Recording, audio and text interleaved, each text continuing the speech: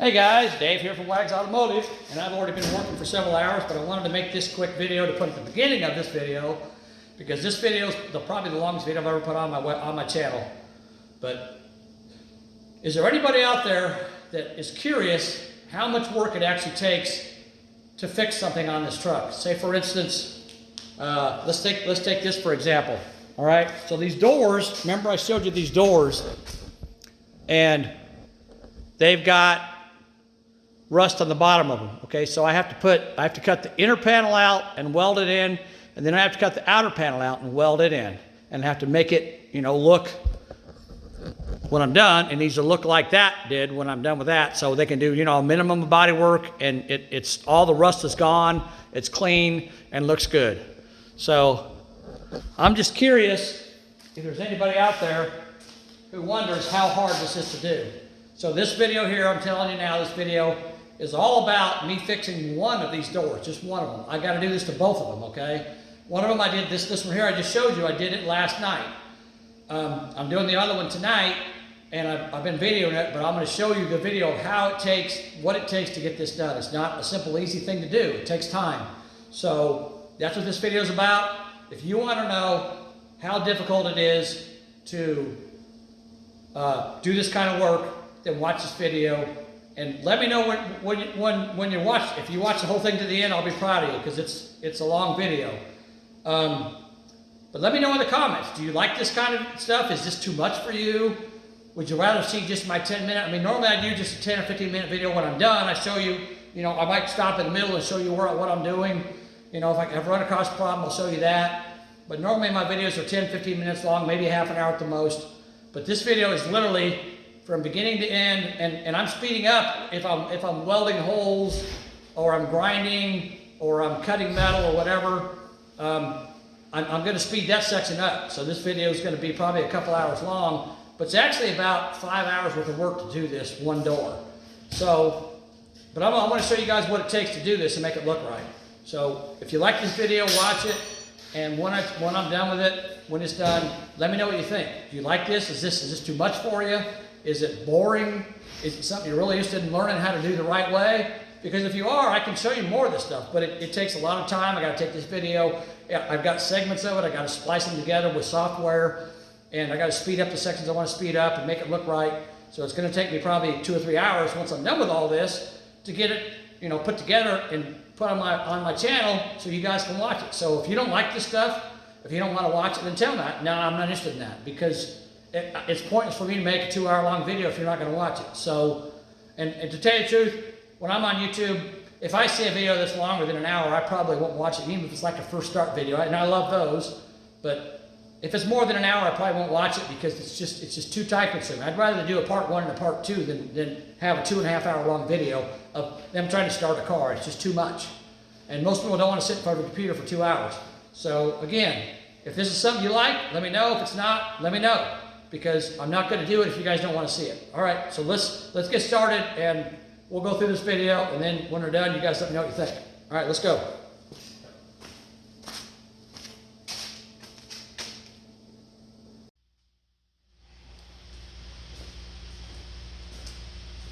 Hey everybody, David here with Wags Automotive again, and we're still working on this 48. I was going to try to get that S10 in here and work on it, but I got to do some work on it outside first, and it's suddenly turned cold down here in North Carolina, so I haven't been working on it, but I've still got stuff to do on the 48. I'm working on it. Let me show you what I've been doing on it, and today I'm going to make a video and show you kind of how I do what I do. That way it's not just like a after I'm done video, So I'll show you how I do what I do and how I make stuff work. All right, let's go.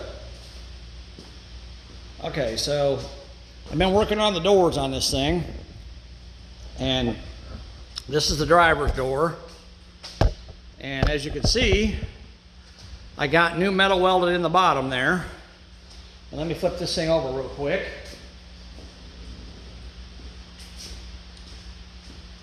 I'm going to flip it over, and we'll look at the other side first. All right.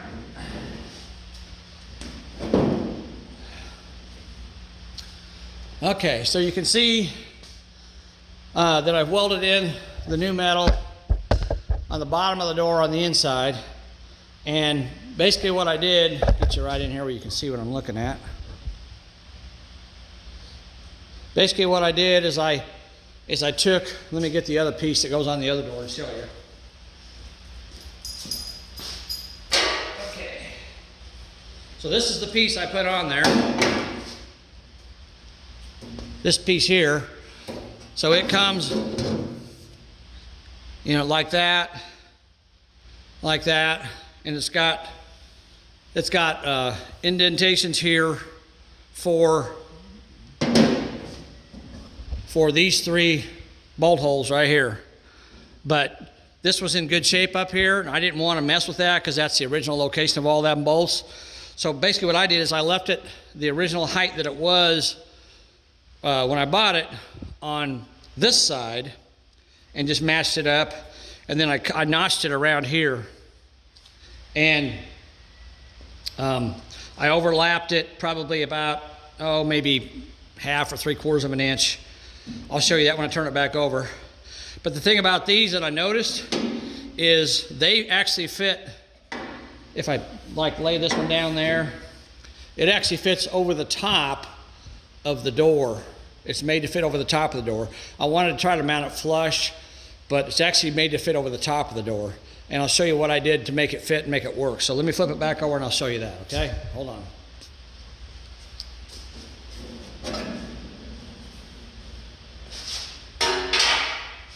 All right, let's flip it back over.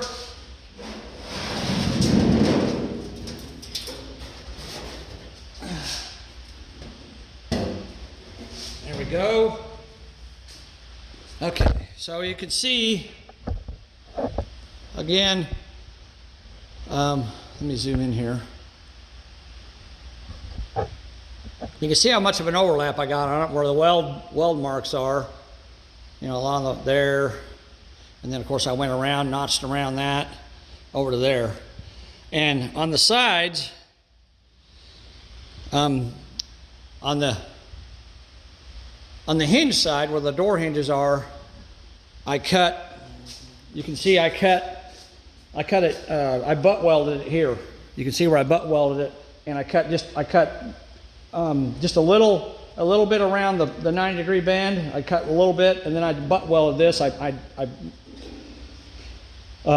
measured it, or not measured it, but I took a Sharpie and I drew a line where it was mating up, and I cut just inside that line with a grinder.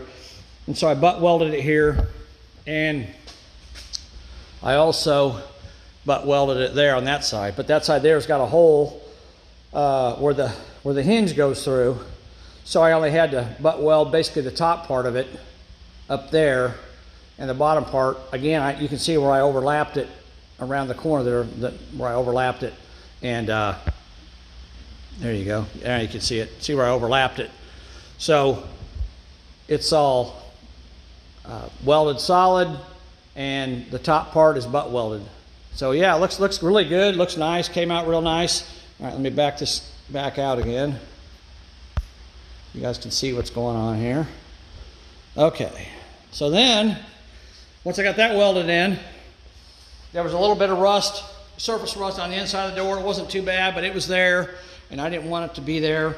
So I reached up in there with my grinder with a sanding disc on it, and cleaned off as best I could. But of course, around this hinge over here, I really couldn't do much with that because it's kind of a uneven surface. So here's what I recommend you guys use on that. You can get this stuff from Harbor Freight. It's a rust reformer spray. It's like $6 or $7 a can, and basically it turns rust black. It has a chemical reaction with rust and turns it black. And this stuff here, it sprays on clear, so it doesn't have an agitator inside of it because there's no pigment to spread throughout the can. So when you shake it, it doesn't make any noise. But this stuff works really well. I like it, and I used it there. Sprayed it inside the door. Everywhere I could reach, I sprayed, and I even sprayed the metal here just to give it a coating of something, because when I was working on it, I knocked the paint off it in a few places, and I even sprayed up here where I put my butt welds together. On both sides, I sprayed all that, and you know, when I weld the top panel on, I'm going to screw it through just like I did with the cab corners and that back piece.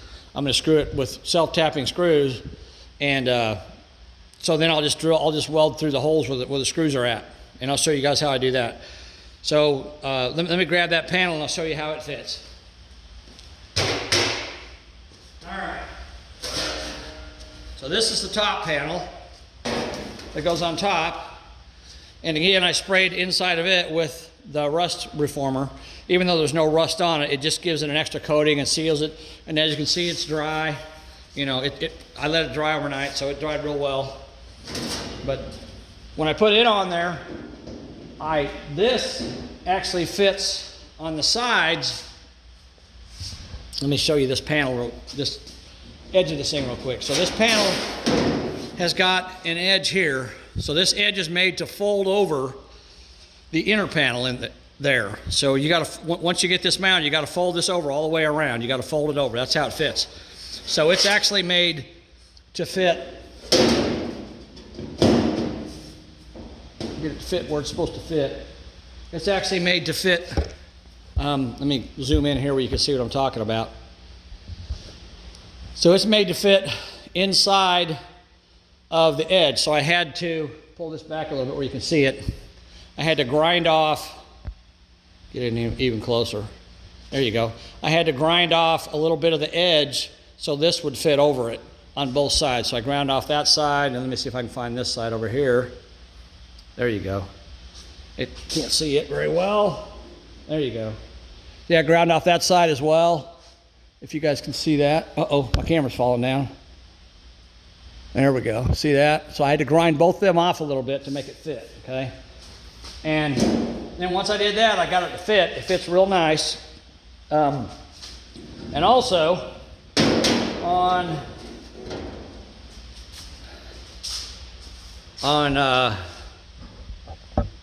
this edge, let me back it out a little bit.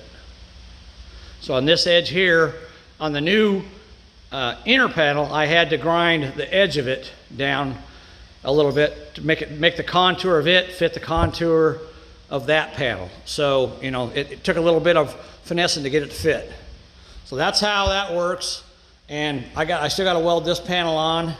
But what I'm going to do is I want to spray this stuff on the other door. So I'm going to get this door off of here, and I'm going to get the other door over here, and I'm going to do the whole door to show you guys how I do it, so you can see how I do it. Okay. So let me stop this, and then I'll start it back up when I get the other one set up. All right. Hold on. There's Bear Dog. What are you doing, Bear Dog? Bear.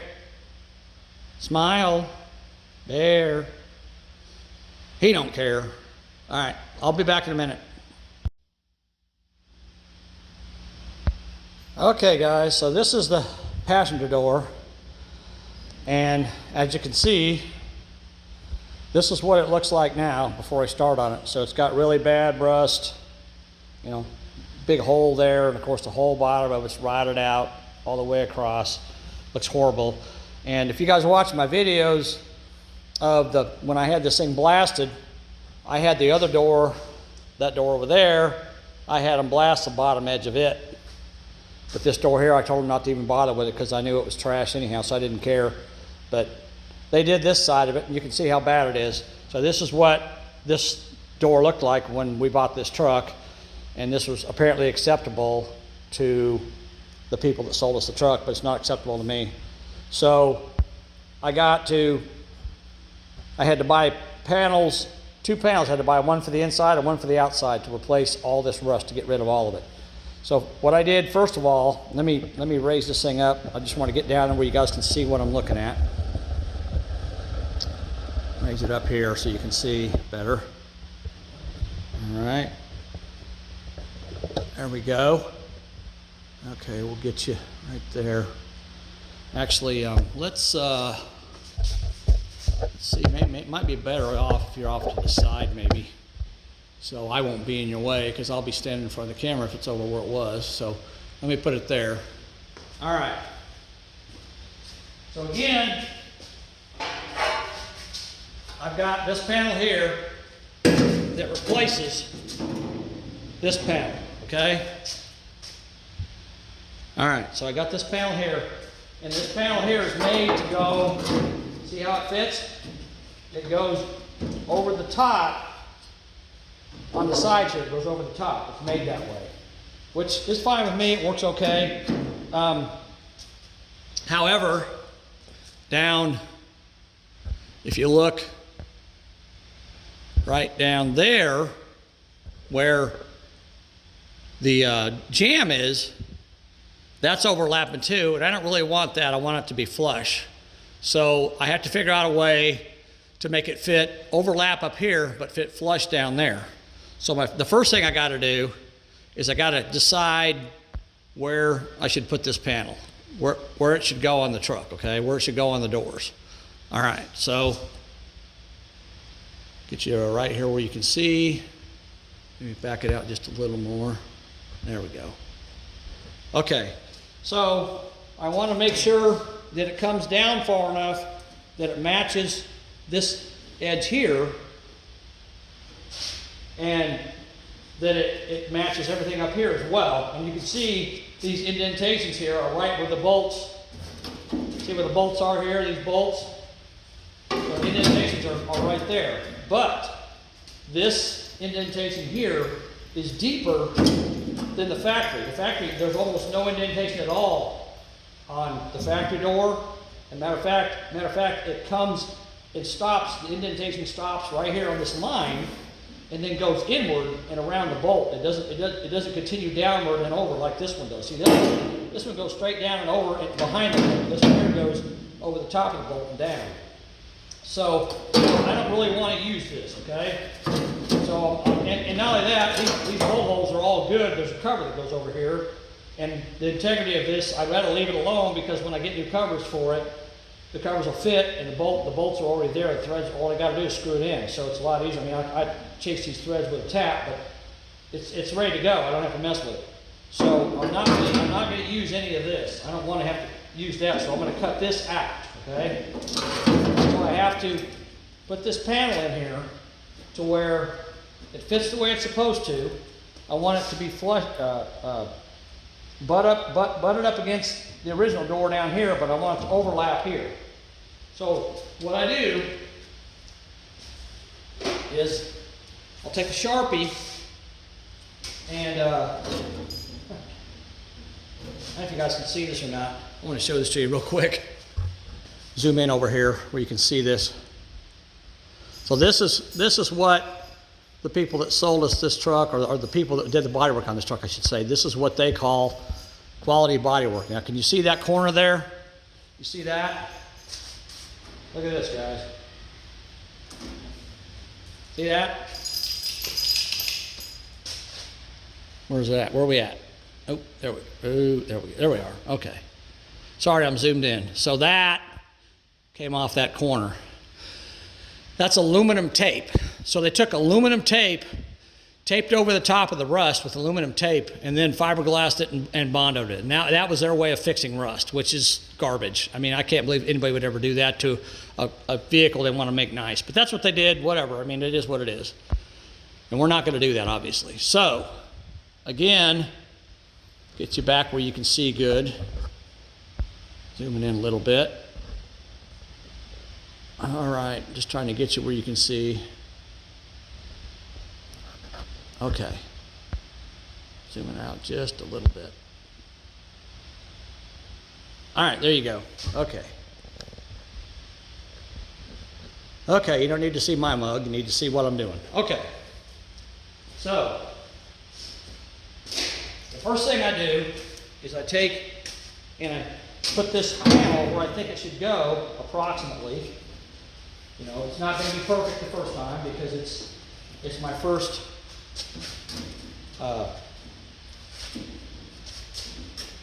positioning of it. And again, it's not lined up here.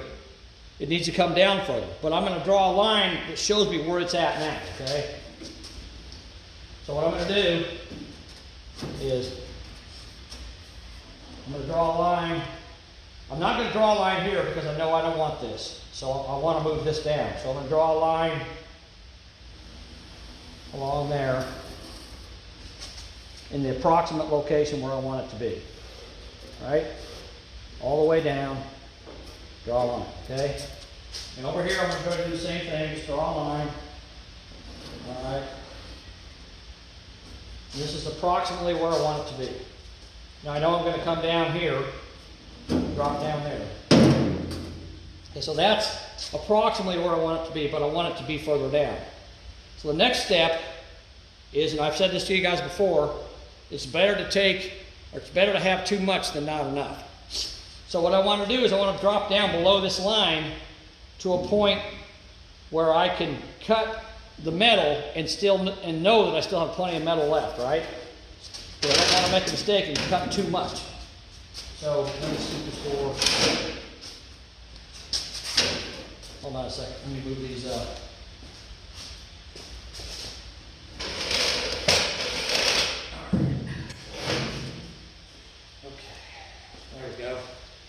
Make sure you guys can still see okay. Yeah, okay. I just got to move these sawhorses to where they're not in my way when I'm making my cuts. All right, there we go. Okay. So what do I do? How do I figure out where I want to go below the line? Okay. You can use several different types of tools. A lot of times I like to use a square. Okay. So I can take a square and I can put it on. There's dirt on this thing because I power wash it. Outside it's got mud. All right.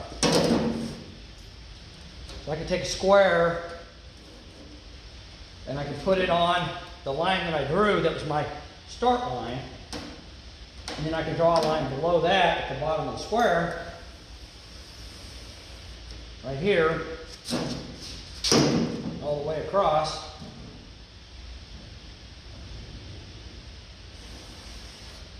There we go. So now I know if I cut here, I've got plenty of meat left to mount this. I'm not gonna be too short. And basically down here on the side, I'm just gonna freehand it. I'm just gonna go down. Doesn't have to be perfect. Just kind of guess where it needs to go. Okay, like that. See that? Do the same thing on this side. Just freehand it down there and across. Okay. All right, now I kind of got an idea where I'm going to make my first cut. Okay, you guys can see that okay, right? Yeah, you can see what I'm doing. Okay, good. All right. Now, as I told you before with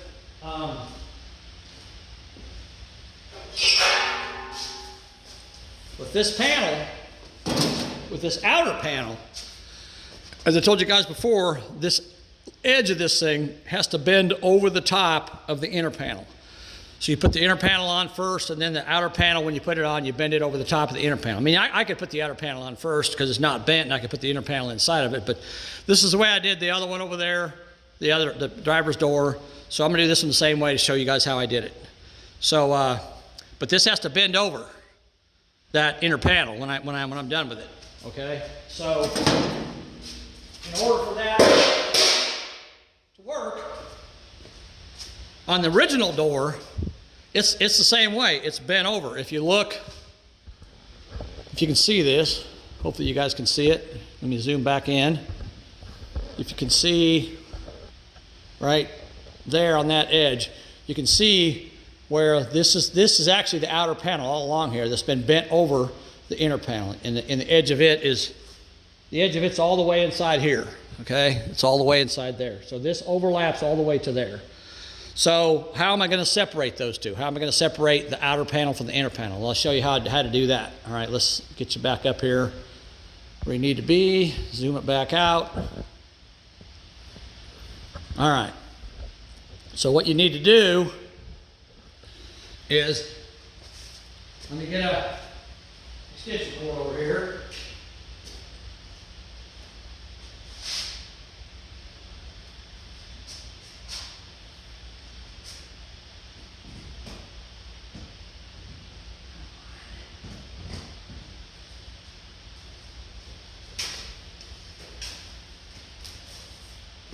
All right.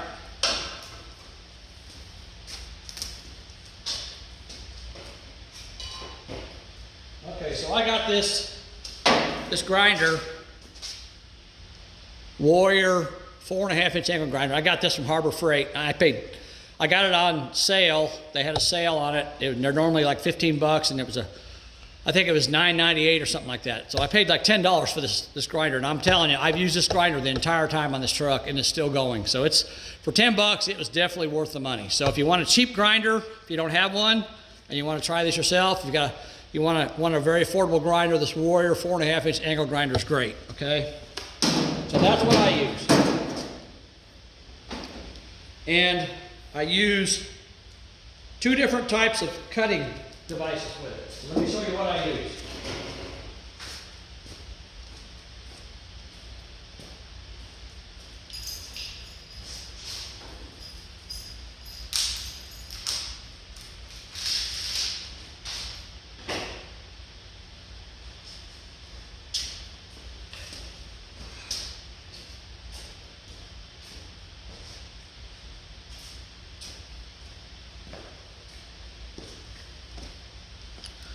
All right, so I use a 4.5-inch flap disc, 36 grit. It's a sanding disc.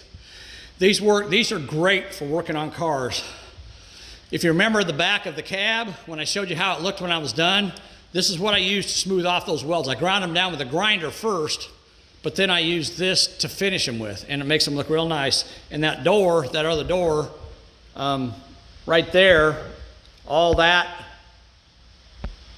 there, all that edge, all this edge right here where I welded it, I use the flap disc on it to smooth it out, and it does a really good job of blending the weld when you weld like that. You can see how nice and smooth that is. So that's going to be real easy for the body man to work on. Okay.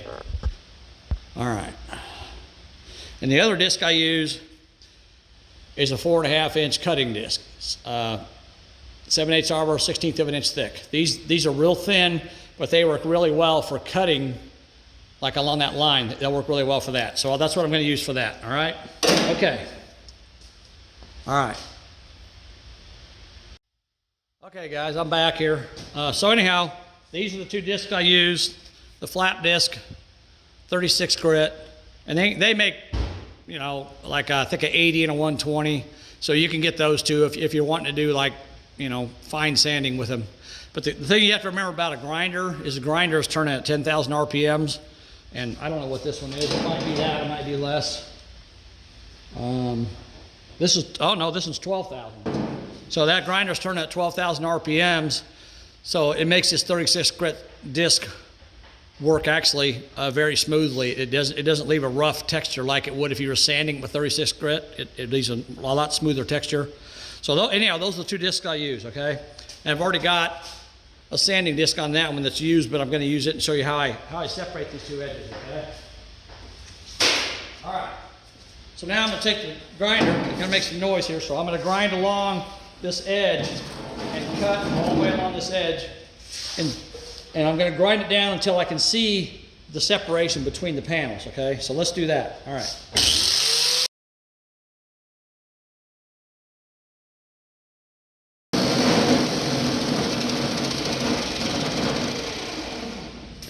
Okay. Now let me get you down here.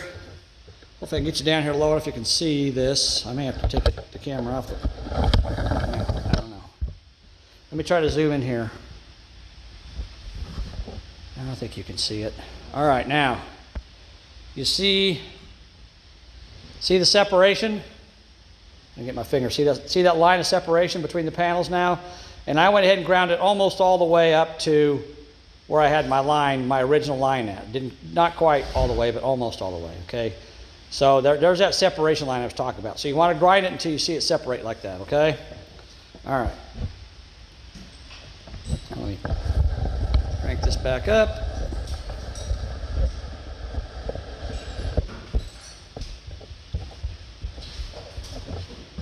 Okay.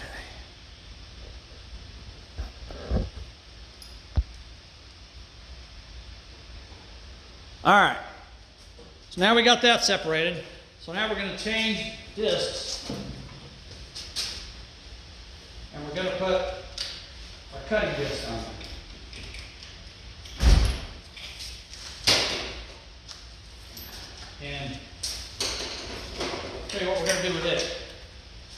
Okay, so now this is the disc I'm using. So I'm going to put it on here.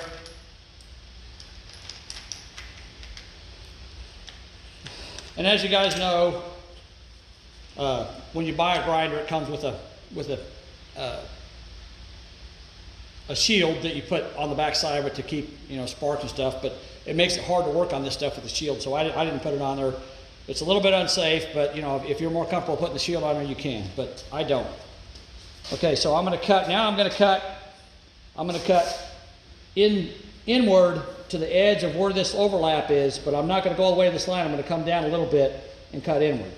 Okay, so I'm going to cut, and I'm going to be cutting both this panel and this panel, but I'm going to replace them both, so it doesn't matter at this point. All right.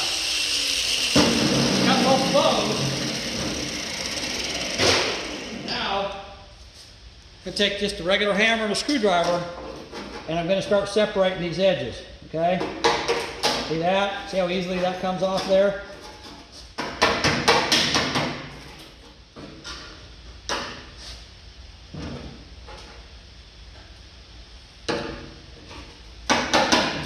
This one here's got a bit of a spot weld on it, so I'm going to have to break that off.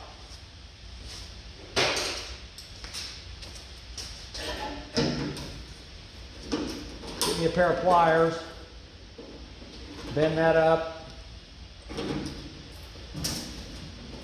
just kind of twist it back and forth. All right, see, it breaks that edge off. Now, I've separated this panel from this panel, okay? And I got to go all the way around the whole thing and do that. I don't know how much I'm going to have metal up here because there's a lot of fiberglass. So we'll have some metal, but not probably not a lot. As you can see, I got a little bit there.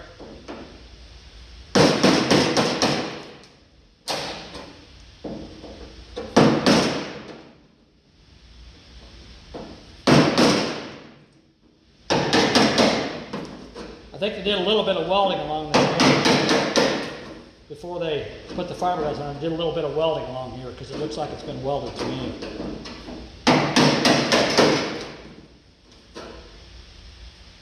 But I should be able to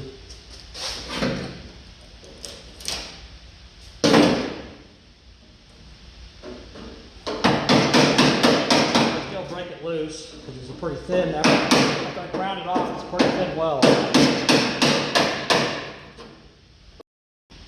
See, there's your aluminum tape I was telling you guys about.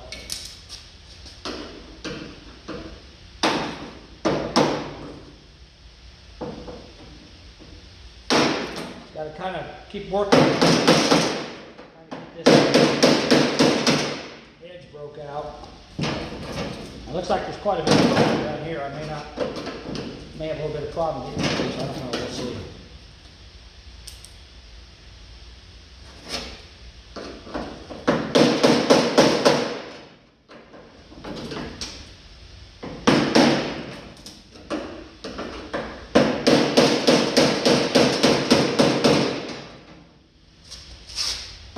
Down here, I've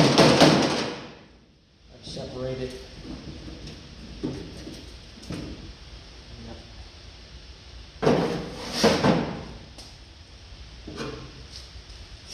All right, so I'm going to do something different there because that's been welded a little bit.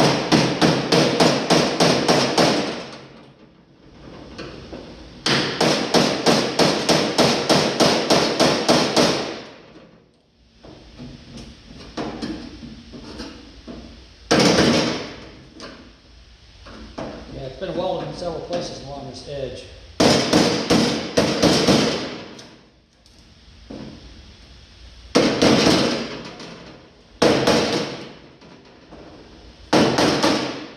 But just got to keep working with it, trying to get it to separate as best you can. And that's actually.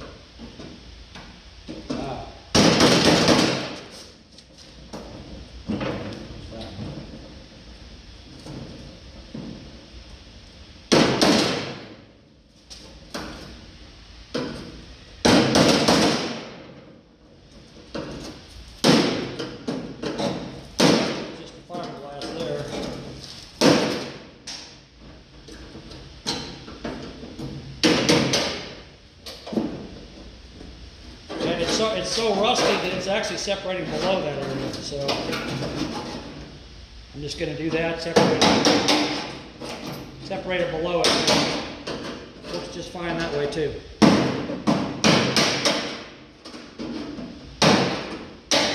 Normally I'd peel this edge all the way across, but it's been welded and it's kind of messed up. So, but it's so rusty down below the saw that I can just pull it out like that. See that? So that's coming out. I can just pull it out and cut this edge right here though with the grinder.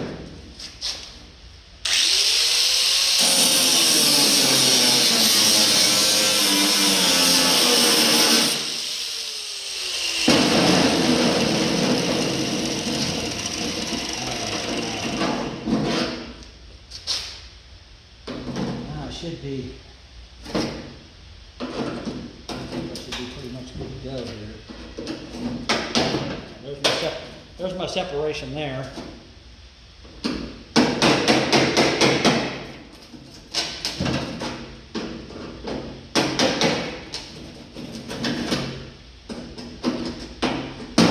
want to try to keep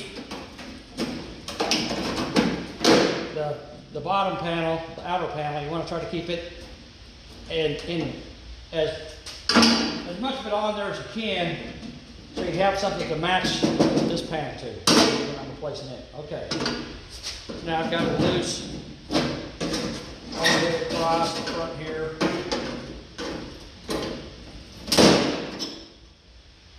You just got to do what you can to get it off. If this wasn't this rusty, you could just grind along this edge and just do what I did over there and just peel it off. No problem. But this is really rusty, so.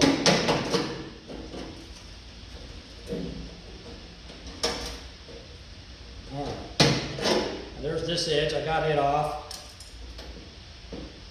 Okay. All right, now I got the two panels separated, right? Okay, well, I guess you guys couldn't see the other side. My camera slipped down, but I got the other side loose. Here's the piece off of this side over here. Okay, so basically these two panels are now separated. So now I can cut along this line, and I know that I've got plenty of meat left to be able to mount this to the door. So that's where I'm going to start. I'm probably going to make another cut, but that's where I'm going to start at. Okay.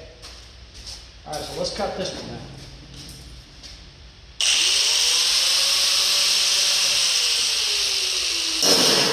And again, when I cut down this way, I'm going to cut through this panel, the outer panel, to get to the inner panel to cut it.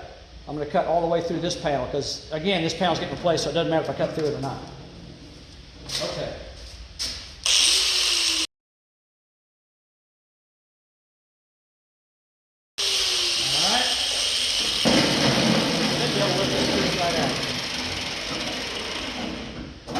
Should be.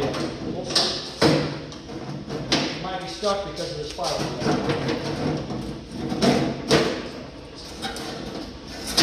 Still stuck a little bit.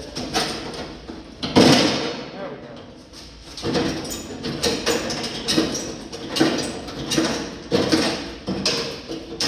All right.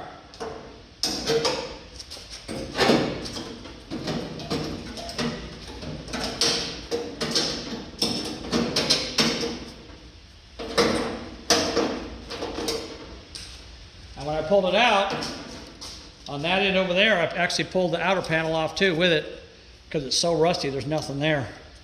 But you can see they welded, I mean, look at these horrible welds. They just spot welded a piece of metal in here to basically try to fill in the really rusty part and then just laid fiberglass over the top of it. So they bent it at 90 degrees.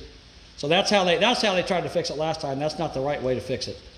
So that's that panel removed, okay? So that's the first step. All right, now we've got a mouse nest in here, or part of one. A little bit of one. Okay, so now we've got this part left. So now,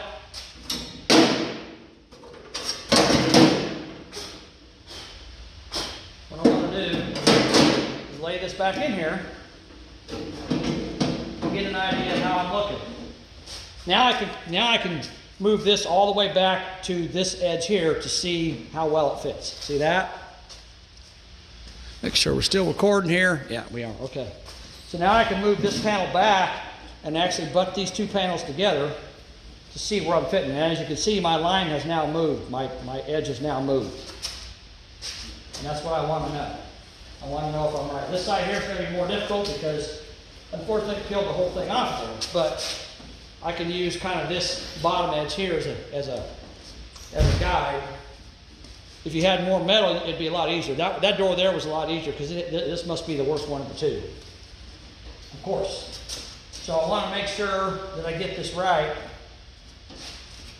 And I can use this line here too, the line that I drew. If I'm, you know, a quarter inch away from it here, I want to be a quarter inch away from it on this end too. So I can actually move my panel back to where I need to be.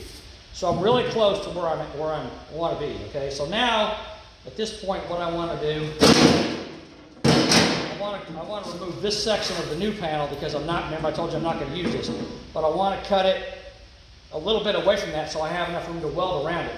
On this edge here, there's not very much room, so I'm actually going to cut it all the way to the edge there on this edge. So let's do that. Okay, so I think what I'm going to do is I'm going to take my Sharpie and I'm going to draw a line to kind of give me a guide. That way I don't make a mistake. Okay, so I'm going to come out probably, let's say about a half an inch away from, maybe a quarter inch. Let's go a quarter inch away from that edge. And again, it doesn't have to be perfect, just kind of a guide. And I'm going to go a little further than that down. I'm going to go probably about a half an inch. Let's see.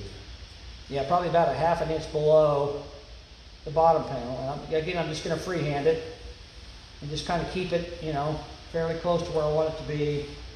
Like I said, it doesn't have to be perfect. There you go. And again, on this edge here, I'm going to go all the way to that edge. Okay. So I don't know if you guys can see that. Let me see. I don't know if you can see that. There you can see the line I drew.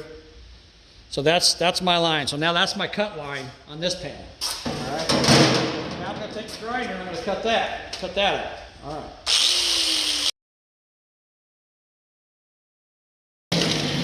All right. So now I've cut this. I've removed the three places that went down where the bolts are, and I've cut a little bit below that, so I have plenty of room to weld it and sand it and blend it in. Okay. Anytime you cut anything like this that you're going to use, you always want to take your grinder and go along the edge here, because as you can see that flashing that's sticking up? So I don't want that on there. So I always take my grinder and I go along both edges with it. All right, another thing I can do, I can take my grinder and I can lay it flat and I can kind of make the surface all the same level. So I'd go across it because it's a little bit uneven. So I'll take my grinder and go across it and make it a little bit flatter. Right now, if you notice, I ground the paint off about, quarter inch, 3/8 of an inch, something like that, away from the edge, because that's where I'm going to weld, and I want it to be a clean weld. So now I've basically got this panel pretty much how I want it to be on the door, okay? All right, now we're going to put it back in place. I'm going to look at it and see where we're at. Okay, so if I pull this edge back where it needs to be,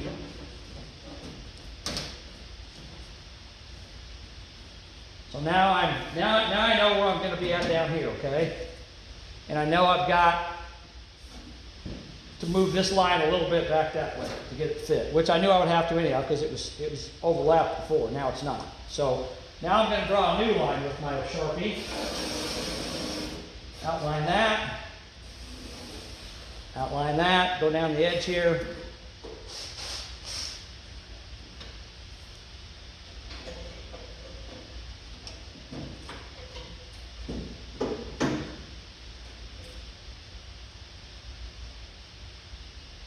Here's pretty much the same.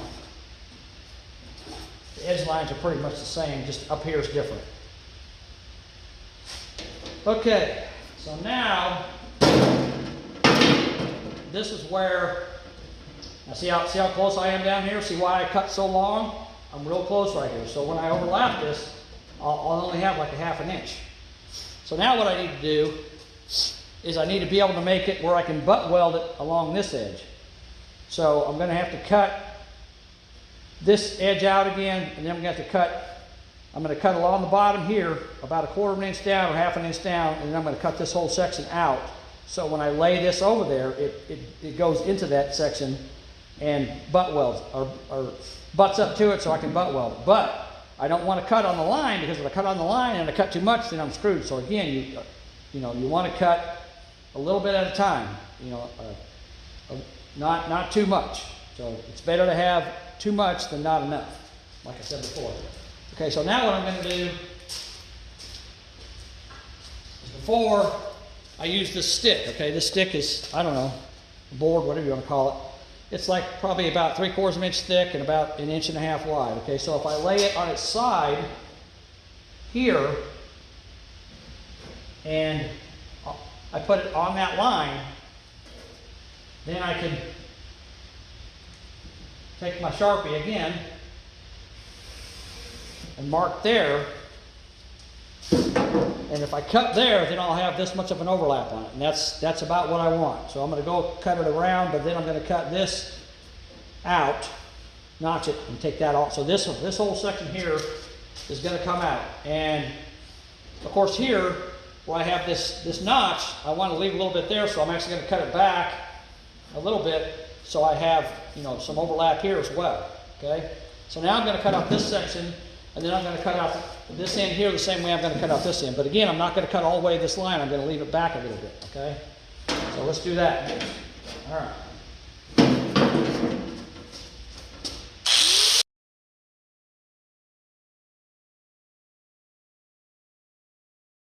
Okay. Now I've got it cut. I pretty much got this overlap set right there. Pretty much got that set. Now I got to make sure my butt weld is going to be okay. And if you look, let me zoom back in here. Hold on. There you go. If you'll notice,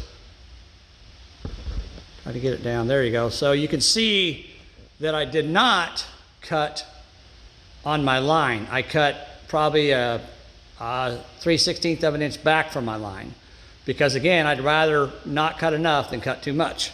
So now I'm going to trial fit it and see how now I'm more concerned with my butt welds and making sure they fit right. Okay. So now we're going to trial fit it again and see how good our butt welds looked. All right, here we go.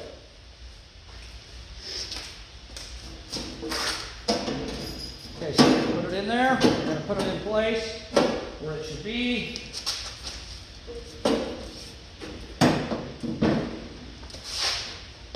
And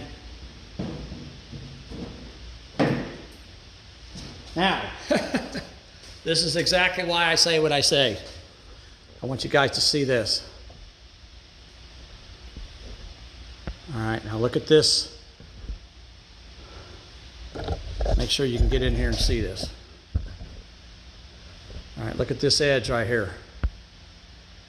Because these panels aren't perfect. They're made in China. What do you expect, or Taiwan, or wherever? Now see how that lines up? That lines up where I cut it, not where the line's at. So I'm glad that I didn't cut it back to the line. I cut it a little bit in front, behind the line. But when I put the piece in, it lines up. So that's good. And if you look at this edge here, see this edge here going up? See how nice? Let me back this up a little bit. Come on. All right. Let's see how nicely this edge here lines up? Look at that. That looks almost perfect. So I know that that's where I want it to be. If I'd cut it on the line, then I'd have had a big gap in there. So I'm glad I cut it short. And, up there, it looks real nice. It goes down, and of course it falls right on the line right there. And now let's go look at the other side and see what it looks like. It should be about the same because I cut it the same. Let me move this panel out of the way on the floor.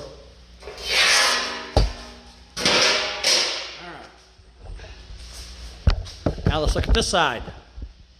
How did this side turn out? again, you can see that I did not cut it on the line. I cut it in front of the line, and you can see again that it lines up. Now, one thing you'll notice right down, to get my finger in there, all right, right down there, there's a little bit of a gap. So what I can do is I can take it, I can grind this edge down just a smidge, because it's not, you know, when you're using a grinder, you're not going to get two surfaces to perfectly mate together the first time. So now I'm going to take my grinder, I'm going to grind this edge of the black piece down on the corner just a little bit so that butts up a little tighter. Okay, so let's do that. I'll leave it where it's at.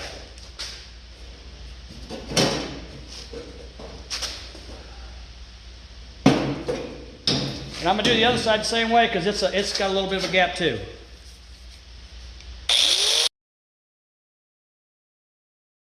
All right, now let's put it back and see how it looks.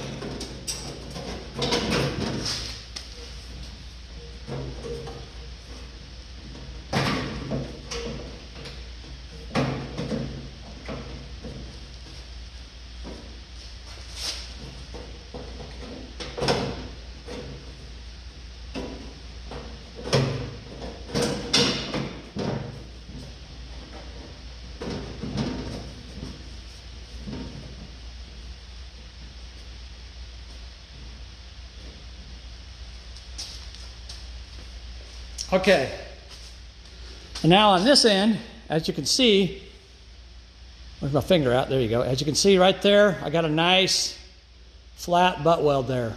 I got a little bit of an overlap along the bottom, see that? Or the outside edge, I should say. See that? I got a little bit of an overlap, so I'll have to trim that. But again, it's better to have too much than not enough, and a lot of times when they make these panels, they make them so that the edges are a little longer than they need to be so you can actually grind them to fit. And I'm glad they do that because they didn't used to do that. These panels used to be horrible.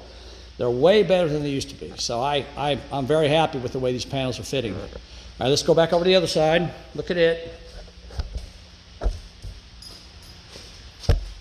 Okay. Again, and what I also did, I ground off this edge here to clean it up, to get it ready for welding, okay? So now let's look at this edge. Again, if you look at that there, that's almost perfectly fitting. And again, along my edge there, along my bottom edge, you can see that now there's almost no gap. I got a little bit of a gap right there, but I'm not too worried about it. I think I can make it fit. Actually, this panel, the old panel, is pushed in a little bit more than the new panel is. So I think if I go inside and push out on the old panel, it'll pretty much line up, okay? So that's how it's looking. There you go, now you can see it. See the gap? You can see that gap in there. Okay, so now we're pretty much ready to start welding this thing together. Okay, so let's back this back out.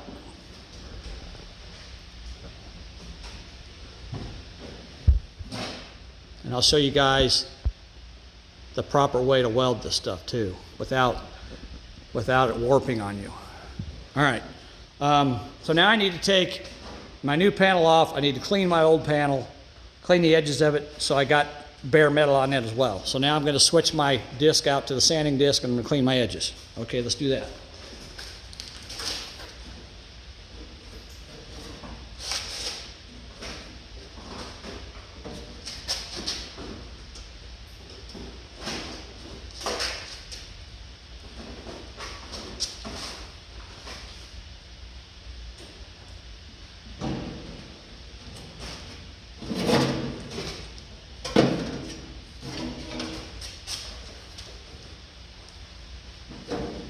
Bend this a little bit because I want it to fit the way it's supposed to fit.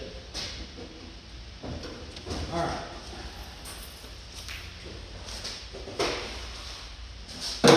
Cutting disc off. Put our sanding disc on there.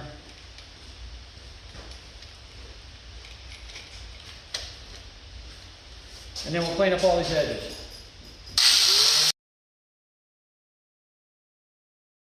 Okay, now we got all our edges cleaned up and we're basically ready to start welding it in.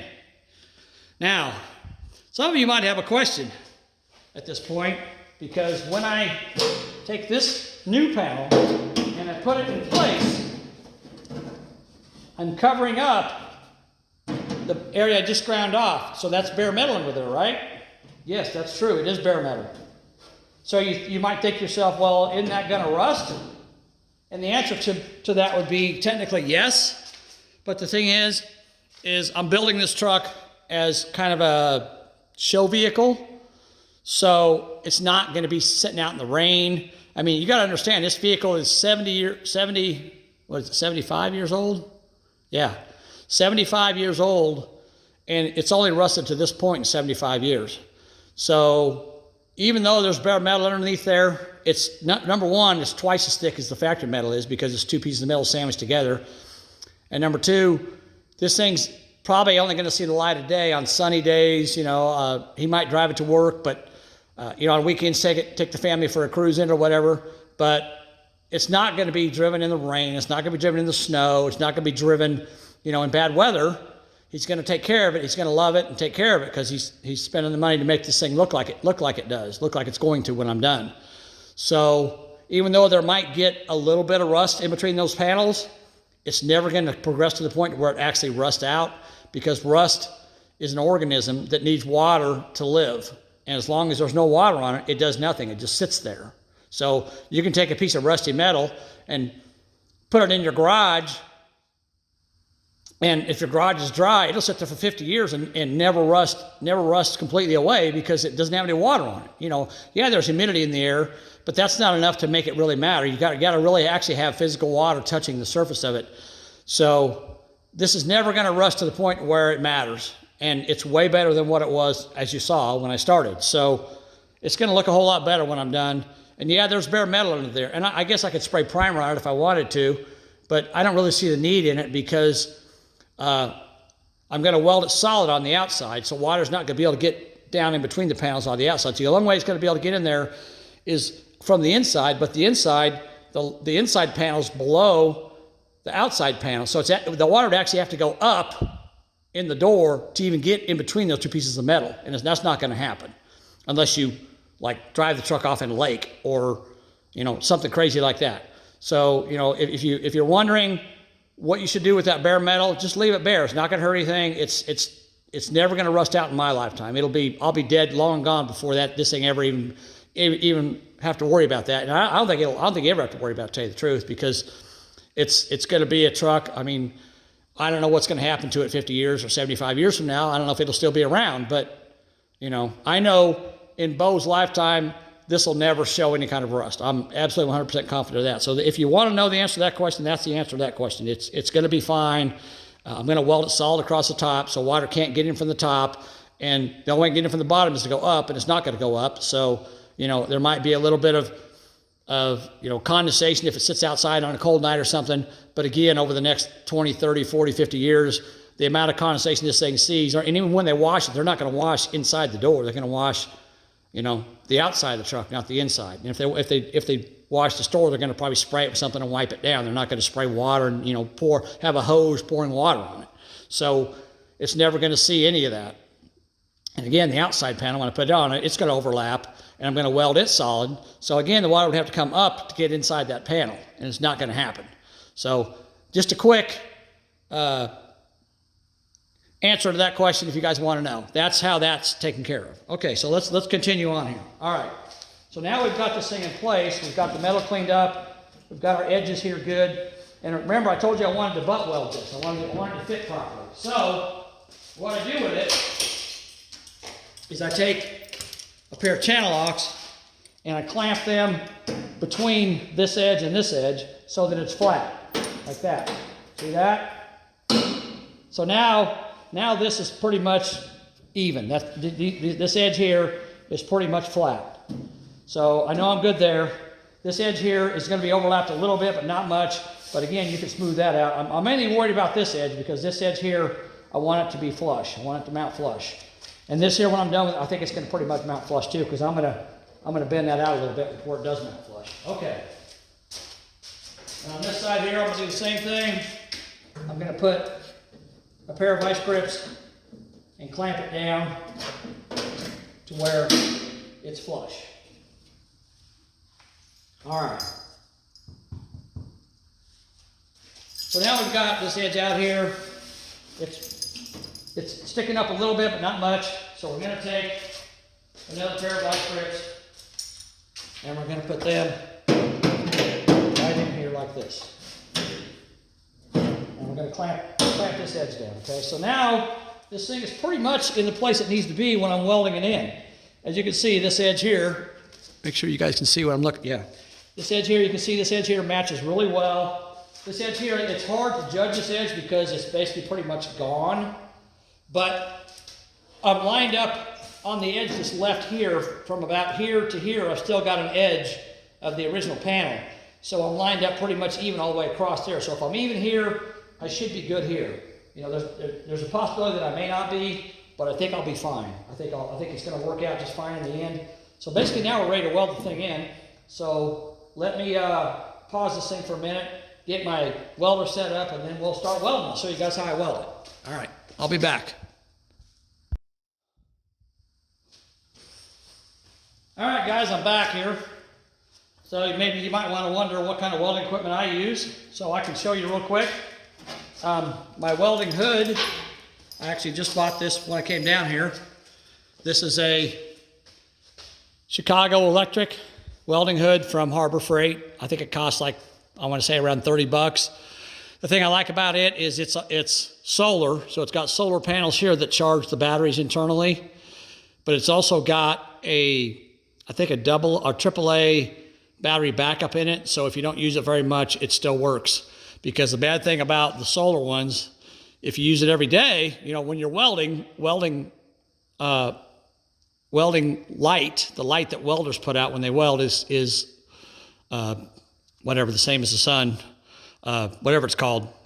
I can't think of it. Anyhow, you know what I'm talking about. It's so these solar panels will absorb that light from the welder and they'll keep the batteries charged. But if you don't use it very much, if you, say like when I'm done with this, working on this truck, if I hang this thing up for 6 months, the solar panel, unless I set it outside, you know, once a month and let it charge, it's gonna go dead. But when I go to use it again, it's got a battery backup, so it allows it to be used. And you know, as I use it, it'll charge the battery up because the light from the welder will you know, provide solar light to charge the solar battery up. One thing I don't like about this welder is it has this face piece that goes right there that covers everything up. But if you have that on, the lens tends to fog up really easily. So I take it off, I leave it off, and it helps the lens to not fog up as much. It still fogs up some, but it's not quite as bad. So I just leave this piece off, you know, and you actually get an extra one of these in the box because they're kind of chintzy. You know, you gotta pull it off every time you want to clean this lens here anyhow, which I clean it pretty much every time I use my welder because it gets dirtier than any other lens on the welder. So, you know, you got to keep pulling this thing on and off, and eventually these plastic tabs will break off. So I just leave it off because it's just pointless. So, but that's the welding helmet I use. It's, you know, like I said, cheap, Harbor Freight, works just fine. Anyhow, so that's that. And then the welder that I use is, well, the welder I'm using here is not the same welder I have at home. It's the same brand, but a different style. So this is my brother's Lincoln welder. It's just a little MIG. It's a 180. My welder is a 180C. It's got a little more power than this one does. This is basically a hobby welder for people at home. You know, I think he bought this at, I want to say Lowe's, paid like 850 bucks for it. And it works great. I couldn't figure out what was wrong with it when we first got it because it had flux core wire in it. And when we I didn't want to use flux core on this stuff because I don't like the way flux core welds. It's got flux in it and it leaves a, you know, slag on top of the weld. So I wanted it to be clean weld. So we got gas and solid core wire, and it wasn't welding right. And I realized that I called Lincoln and they said, well, your connections inside are reversed. Flux core is a positive ground, and MIG with gas is negative ground. So I had to switch the grounds around. And also he was trying to use pure argon, which is horrible. So now we got 25 75 mix. It's 25% argon, 75% CO2. I think that's right. Or maybe it's the other way around. Maybe it's no, I think it's 75% argon, 25% CO2. So we got that, and now this thing's welding beautifully. I really love it. And I got my settings set on this one. I like to weld hot because I want good penetration. I like penetration, if you know what I mean. So I got my setting on, for speed, I got it set on 4, and for heat, I got it set on the letter C. So that's where I set it at. That's pretty hot. You can actually turn it down to 3 and B with welding metal like this, but I've welded so much in my life that I know how to handle the extra heat, so it's not a big deal to me. I like it hot because, like I said, I like penetration. Penetration is good. And you'll see how my welds look when I'm done with the extra hot. Okay, so let's get started on this welding. So basically what I'm going to do here is, when you weld metal like this, it isn't such a big deal on a door like this because it has so many compound curves and bends. It's not a big deal. I mean, in this area here, it kind of is a big deal, but not nearly as much like on the back panel of my truck when I welded that. You got to be really careful with that stuff, because if you got a large panel, let me just spin around here and show you. So this is the back of the truck, right? So if you got a large panel like this, and I were to take my welder and I were just to start on one side and just weld all the way across there, the heat would build up as I welded, and it would probably warp this panel. And a big panel like this, you get a warp in it, it's a real pain in the butt to try to get it out. So you don't want, when you're welding on the body of a vehicle, you don't want to weld solid welds. So here's what we do when we weld body panels. Okay, let me zoom you back in so you can see what I'm doing. All right, there we go. So what we're going to do is we're going to make, I'm going to spot weld. I'm going to weld, 3 or 4 places, and I'm going to move down and weld 3 or 4 places, and move down and weld 3 or 4 places, and I'm going to do that all the way across the whole panel. Now what it allows to do, it allows, like if I start over here and I weld, and then I go to there, and then there, and then there, and then there, and then there, and then there. By the time I get back to here, this is already cooled off. So it allows it to cool down, and then by the time I get back over here, this is already cooled off. So I will weld 3 or 4 spot welds together, and then I'll move over about 6 inches, then I'll weld 3 or 4 spot welds together. But I also want to make sure my panel's pushed down tight up against the door, okay? I want to make sure that's right. So, let me show you how I do it. All right, let's get started here. And I got a body hammer here. And I'm going to use it to push down to hold the metal to make sure this outer panel is tight against the inner panel. Okay? Because I don't want any gap. If you want a good weld, you want your metal to be tight against itself. Whoops. I dropped my stinger. All right, and one other thing, if you're going to weld, you should always get what I call tip dip. And they call it nozzle gel. You can see that. It's called nozzle gel here. But basically, you just dip the tip of your welder in. I'm not going to do it now because you want to do it when the tip is warm, because you don't want it sticking in there. So I'm going to leave that open, and you'll see me dip it in there while I'm welding. Okay. I want to make sure my tip is clean. It's a good idea to have a set of these welding pliers. These are real handy because they got several uses to them. This big outer piece here, this big circle here, you use it to take the nozzle off with, like that. See that? That takes the nozzle off. And then it's got wire cutters in it. It's got an inner smaller piece that's like this big outer one. You use that to take the tips off, the inside tip. And it's got pliers here. You can bend metal or whatever with. But you can also take this and stick it inside here and clean this off. Well, actually, let me do it this way.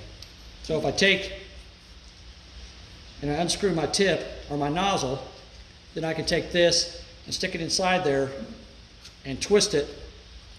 I'm trying to get it to twist.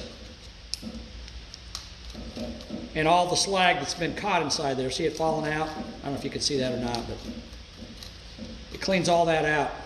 And I could also take it like this on the outside if I want, and then I can take this small one here and I can clean off my tip like that. Just clean it off, get all the slag off of it. Oh, my welder's not plugged in. It's not gonna work very well if it's not plugged in. Hold on. It always helps if you plug your welder in. I thought it was plugged in, but it's not. Okay, let's plug it in. There we go, we got power now. All right. So I'll take this plier, like I said, I'll clean this area here off too, because it gets built up in it. Just work it back and forth like that. Clean all that off. And there's little holes here that the gas comes out, so you want to make sure those holes are clear. And then I'll run it out a little bit, and I'll cut the wire off with a pair of pliers. So I got a nice, clean, fresh end to start with, okay? Put that back on there. Use the pliers to snug it up. There we go. Now we're ready. All right, so I'm going to start, since I've got a pair of vice grips here, I know this is flush, tight up in this here, and I got my ground clamp right here, and it's pushing it down, so I know this area right in here is tight up against the inner panel, so I'm going to start right here and weld it, and put a couple spot welds here to get started. All right, let's go. And I don't use gloves. A lot of people do, but I don't.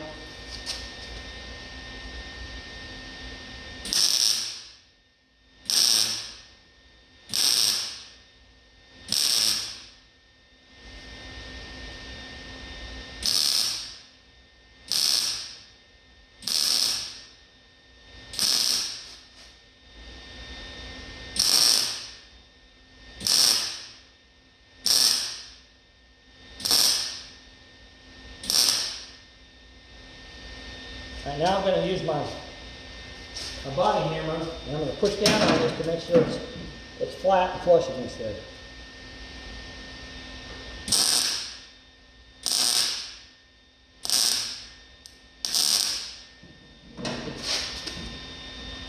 See, I can see it's not flush here, so pushing down on it makes it flush. And once I do that, it's going to hold. Then I'm going to take the hammer and let go of it.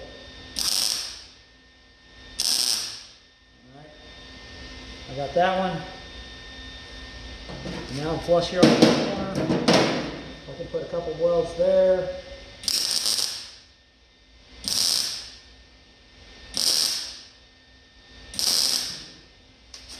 Now I'll come over to this end. And I can actually take I can take these out now. And I can move them over here.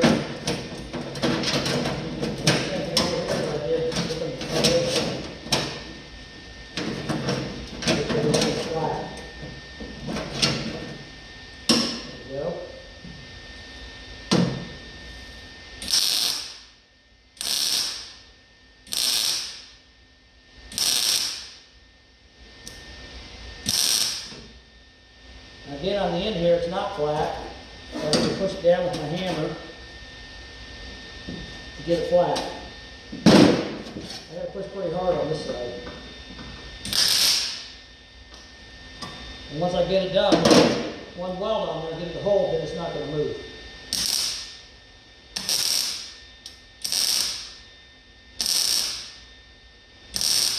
All right. Now this end is a little high.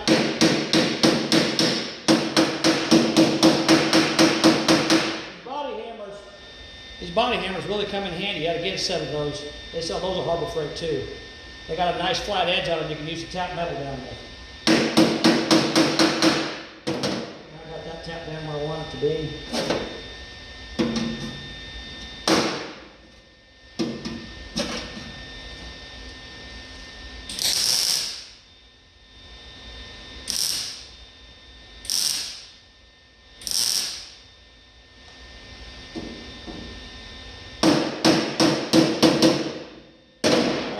Got it spot welded. You can see I got 1, 2, 3, 4, 5, 6, 7, 8, 9 little short welds here. And let me real quick, let me clean one of these up. Try to see what it should look like when you make your weld. All right, let me zoom in on that.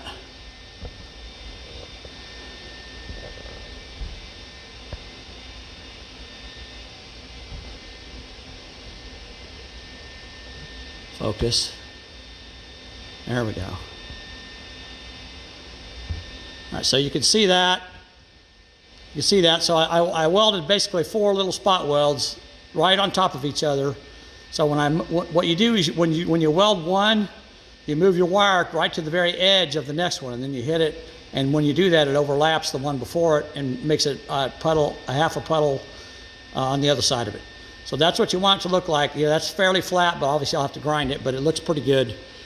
So, and that's why I like more heat, because the heat will make it penetrate and flatten out the weld a lot better.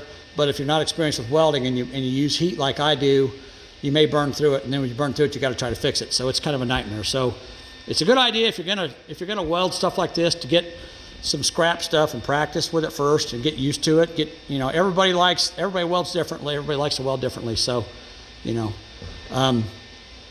your style is gonna be different than my style. So, but get you some scrap and practice with that. It's really not that hard to learn how to weld, especially something like this. I mean, I used to weld for Harley Davidson, and I welded frames on motorcycles, and of course the frame's exposed, so the welds had to be beautiful, and they were. I was pretty good at it. I mean, I wasn't the best guy on the line by any means. There was guys that were way better than me at it, but I did a good job. They were happy with my welds, and so I know how to make a beautiful weld if I need to. But that was probably 3/16 of an inch thick tube steel. It was a lot heavier than this stuff is. This stuff here is really thin, like probably 30 thousandths. I don't know, 18 gauge. It's not very much. So that steel was a lot heavier, so you could use a lot more heat and put a solid weld on it. This here is basically anytime you're working on a car, you need to plan on just spot welding. It takes a lot of time, but when you're done, you're not going to get warpage the way I'm doing it with moving around like I do. So I'm gonna continue welding this up until it's solid, and you'll see how it looks when I'm done. All right, let's keep going. I can see that it's lifted a little bit here. I'm going to take my hammer, tap it down, and then I'm going to put a weld in the middle, and just one weld to hold, because it's one to pull up a little bit right there. There we go.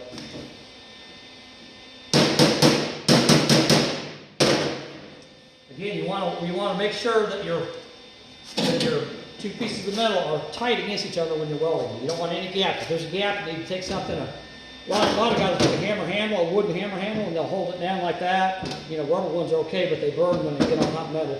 So the wooden ones, you can hold it down like that. But I just use the end of the hammer like this and hold it down. I always look when I'm welding. I always look, and if I can see a gap in there, then I'll stop and take my hammer and hold it down and weld it. All right, let's keep going.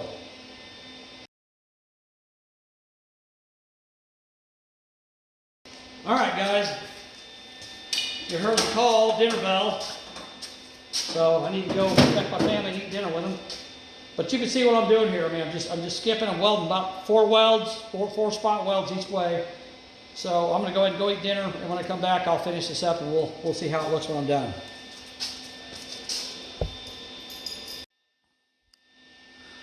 All right, guys, I have my din. Came back out here. And as you can see, I've welded that all the way across there, just like I did. I just kept doing about 3 or 4 spot welds in between each area until I filled it all up with weld. So there we go. So now we're at the point where we have to weld this edge here. So how are we going to do that? All right, let me get you right in here where you can see what I'm doing. All right, there we go. Now, first of all, I'm not going to weld where I got these pliers clamped, because I gotta replace the outside piece before I weld that together. So, because the outside piece, the opposite side of this that goes here is, let me just show you.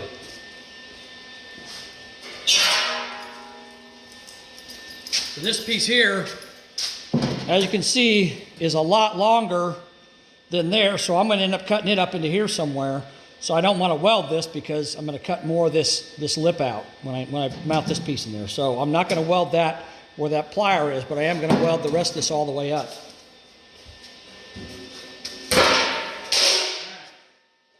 So I got a little bit of a gap here, but these aren't flush either. So what do I do to make them flush? Well, I can do one of two things. I can either take the screwdriver and I can kind of pry out on that and get it flush, or I can take my body hammer and I can tap it.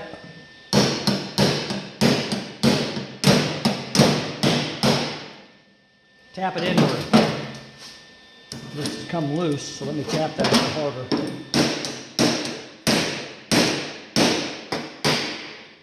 Oops, that's a little bit small. A little bit further than I want it to be.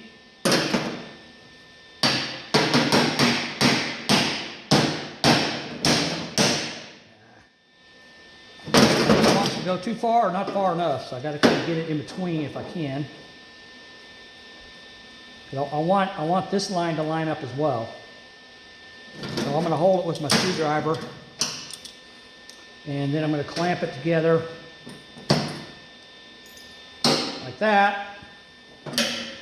Now these two are pretty close now. So actually, I'm going to take. I hit that with a hammer. I shouldn't have done that. So I'm going to move it back out a little bit. My screwdriver. Just bend it till I get these to pretty much line up even with each other. Okay.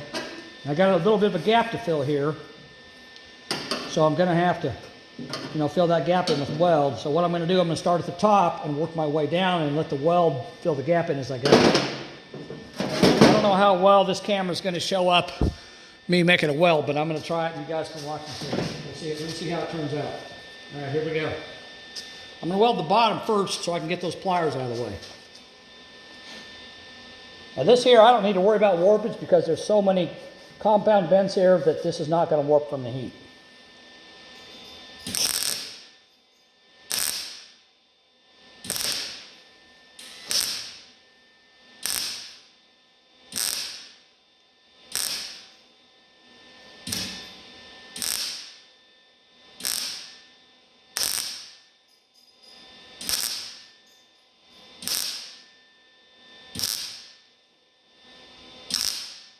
There we go. Now I can remove my pliers, and I can weld this down the side. But I'm not going to weld across here. I'm only going to weld this side piece here.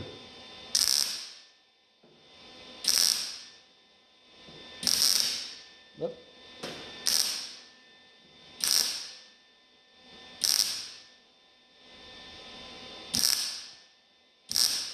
All right, I'll have to grind that down and smooth it off. No big deal. Now these here, they're not quite flush, so I'm going to move this one in a little bit just to get them flush. There we go. That's pretty good right there. All right, now I'm going to weld from the top down.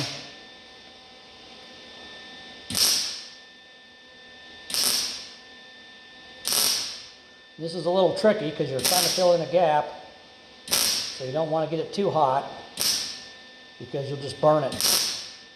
So you got to be kind of gentle with it. Quick welds just to fill it in. And I'm kind of moving from side to side as I weld to put a weld over here, then another weld over here as I go down.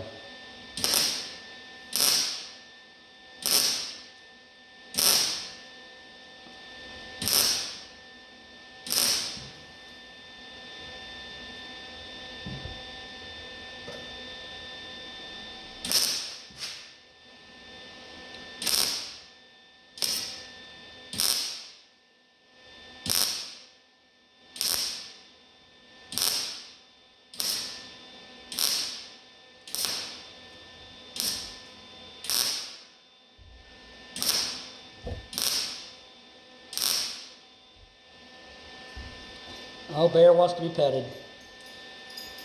Okay, Bear. All right, get out of the way. I'm going to get burned. Whew, this is a little more difficult because it's...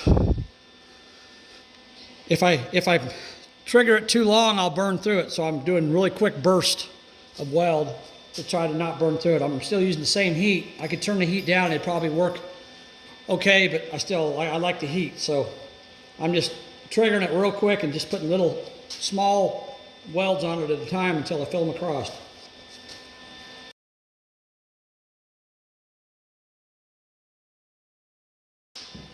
All right, guys, there's that.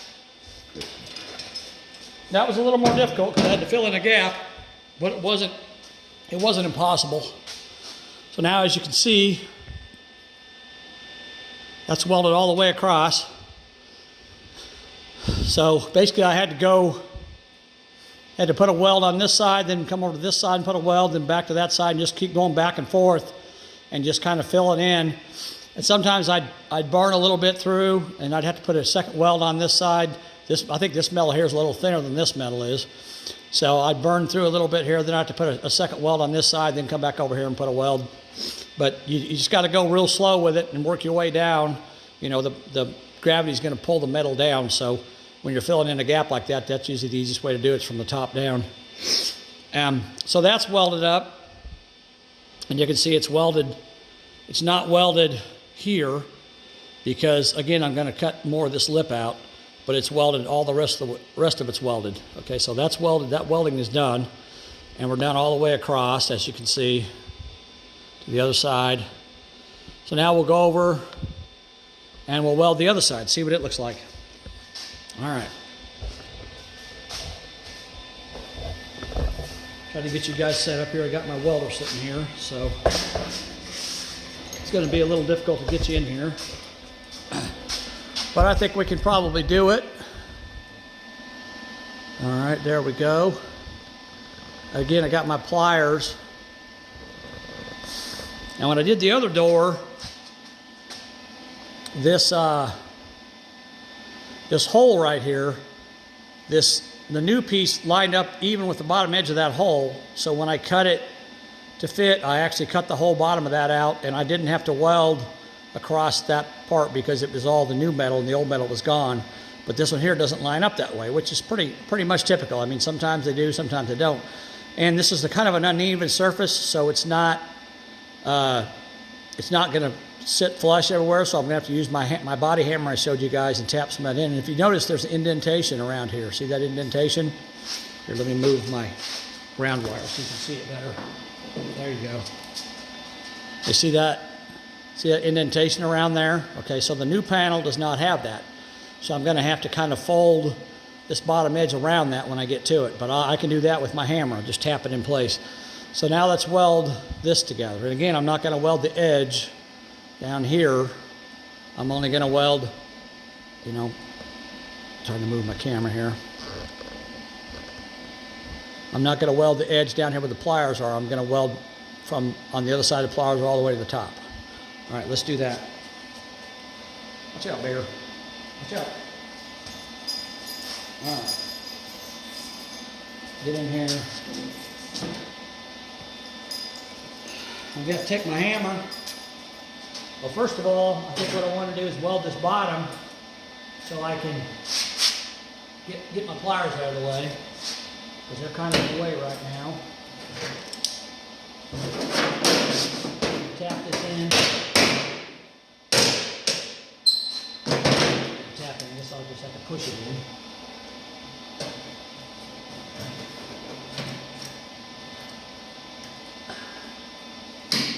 Alright, there we go. Now I'm going to so I can get my pliers out of the way.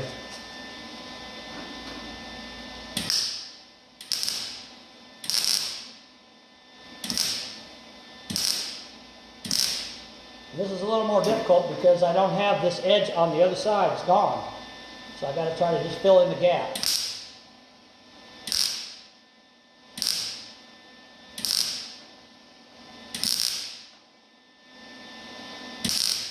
And now weld my pliers to the middle.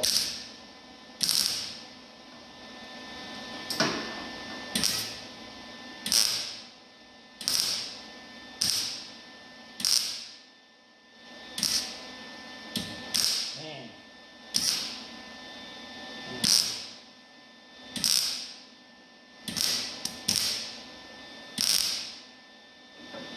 I think I can take my pliers off now.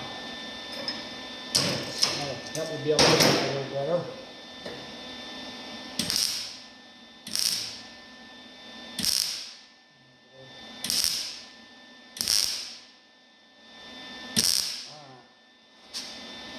Okay, I got that welded. now that's not gonna move, so now I need to tap this in so it's flush. This almost looks to me like, hold on a second.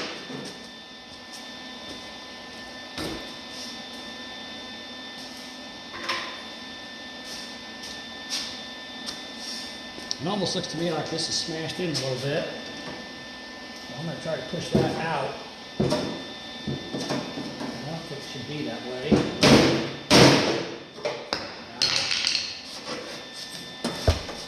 Alright, let me get the body hammer.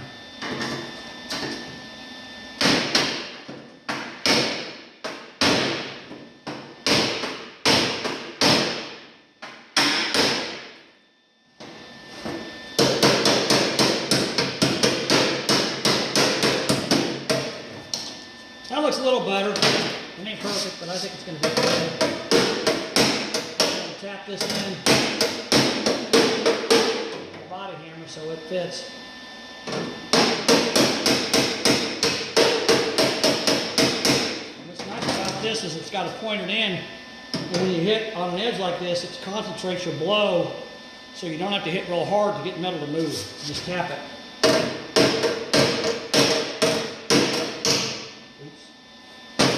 The inside one, not the outside one. But I can take my pry bar here and move it out. I'm going to weld this, fill this gap in.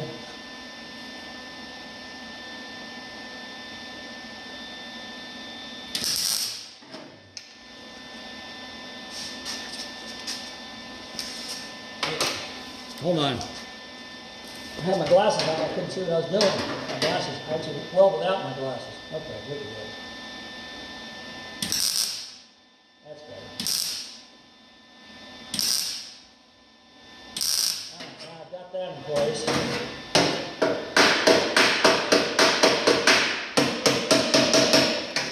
Got that in.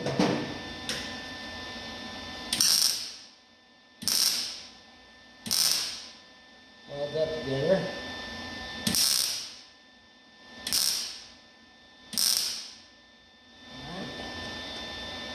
Again, I'm going to take my pry bar here and shove it down in there and try to pry this out because it's pushed in. There we go.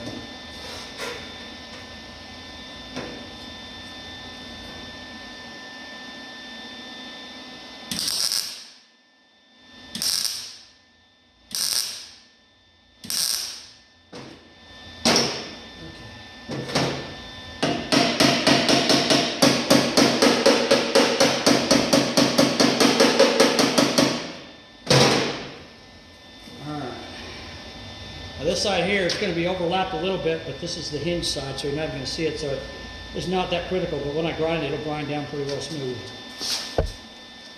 Alright, let's weld it up. Alright, here we go.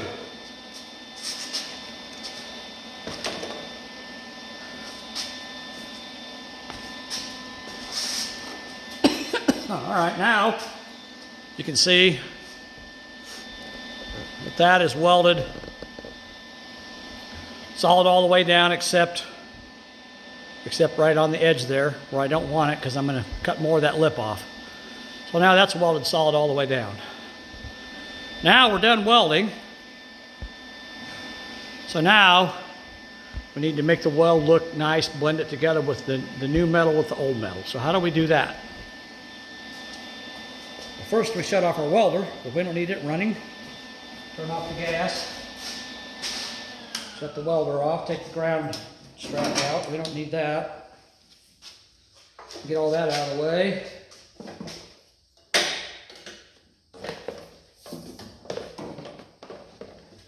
All right.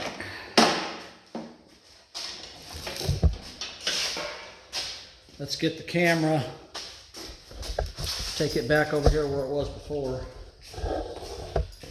You guys can see what's going on a little better, I think, from this side. All right, there we go. Now I'll move my welder. I don't need it. At least not for a minute anyhow.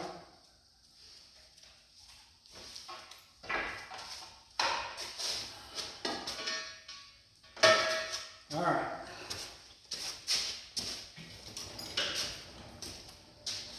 So now we've pretty much finished installing this thing, welding it in. But we want our welds to be cleaned off and smooth. We want them to look nice. So what I'm going to do, I'm going to take my grinder here. And by the way, I will say this real quick. Please, if you're doing this and you're using a grinder, please wear earplugs. I've done this a lot in my life, and I never was really told that. And I never did it very much, and I paid the price. I've actually lost the hearing in my left ear. I only have hearing in my right ear now because I didn't wear earplugs. So please, you guys listening? You listening to me? Wear earplugs, okay? And I probably should be wearing safety glasses too, but these actually are safety glasses. I'm just not wearing goggles. But anyhow, wear earplugs, please. Unless you want to be deaf like I am, at least in one ear. And that makes a difference. So, now that we're at this point, so what I'm going to do is I'm going to take a brand new, so you guys can see how it works. I'm going to take a brand new one of these 36 grit discs, sanding discs, and put it in my grinder. And I'm going to show you how quickly I can make this ugly weld look beautiful. And the cool thing about these panels here, what I really like about these panels, when you weld them in place, there's actually a little like peak right here where the body line is. There's a body line right here. So when I grind this off, it's almost flush with that body line, so it blends this really nice. It looks really good. So let me change my disc out, and then we'll do that. All right. Okay, we're still going. All right, make sure we're still recording. So we're going to take our grinder. We're going to put a new disc on it.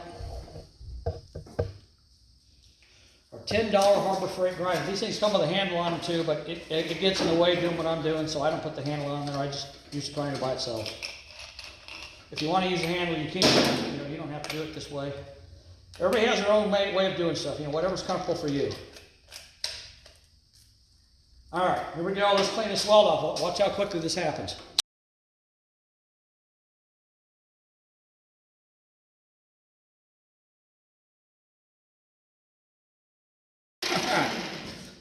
All right, so if you saw that, I bumped my finger on the edge of that grinder and sliced my finger open. But that happens from time to time, no big deal. All right, so let's zoom in here so you can see how this looks when I'm done with it. Focus. There we go. So see how nice that edge looks? I mean, there's still a little bit there, but it's blended really well, and the metal slopes up, and the way I ground it so that this kind of blends in with that slope. And if you noticed, I was putting my grinder like this right along the very edge of the weld, and that would clean the edge up and make it look real nice. And then I went across it. This way here is when we're going back and forth this way. Back and forth like this is when I was taking off the main part of the weld. And then I would tip my grinder up and clean the edge off, and then I would go this way back and forth, and that would blend this metal into this metal. So now this is almost completely flat. There's going to be a slight, probably a 1/16 of an inch of body filler put on there and sand it down, but you can almost prime that with a heavy, what they call a high solids primer, which is a primer that's really thick. It's got a lot of solid material in it, and it fills in small holes and gaps. You can almost prime this with high solids primer and sand it, and it would almost be perfectly smooth. You're going to have to put a little bit of filler in there, but not much. But that's how you want it to look when you're done. I'm not going to sit there and make you watch me grind the whole thing out, but this is the idea behind it. That's how it looks. It's kind of noisy and loud, and I'm dripping blood everywhere. So yeah, that looks lovely, doesn't it? There you go. Beautiful. Take a picture.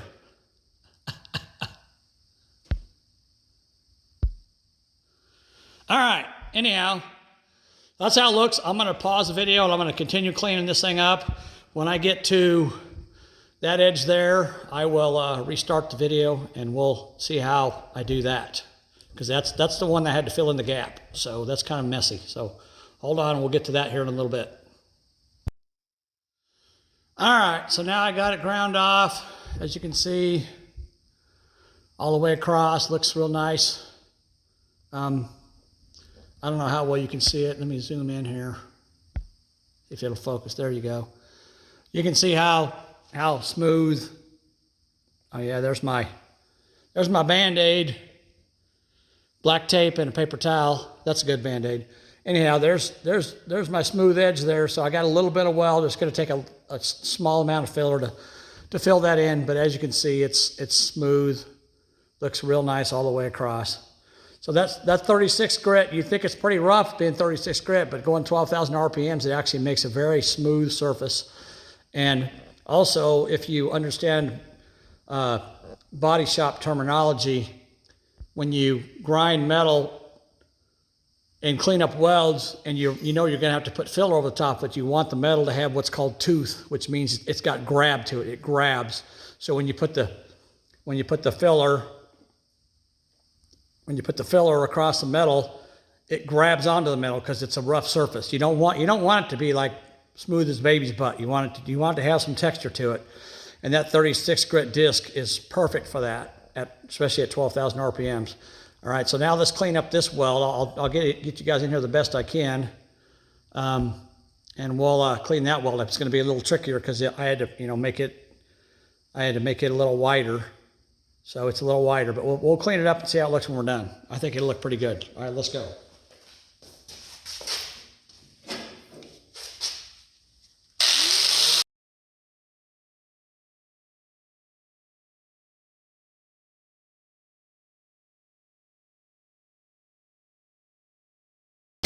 Okay.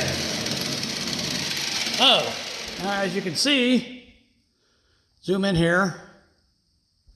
That, after I ground it, is completely flat because it was a butt weld. And there's a couple little spots.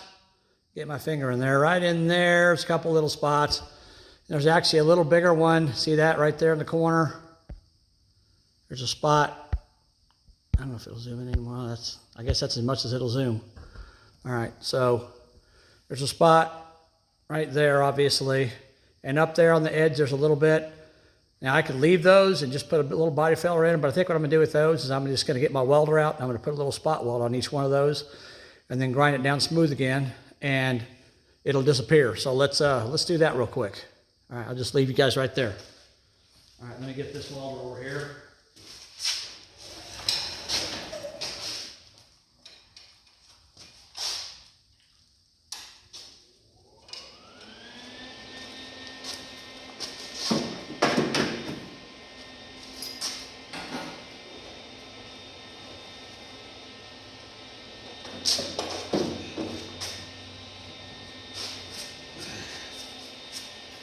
Okay, couple little spot welds here. All right, I ended up blending those two pieces together. The metal was kind of thin there from grinding it, and when I tried to weld it, it burned through. I had to fill it in, and basically welding those two little divots together. Like I said, I could have left it alone and put a little body filler on there and it'd been fine, but I don't like doing that, so let's grind it off and see how it looks now.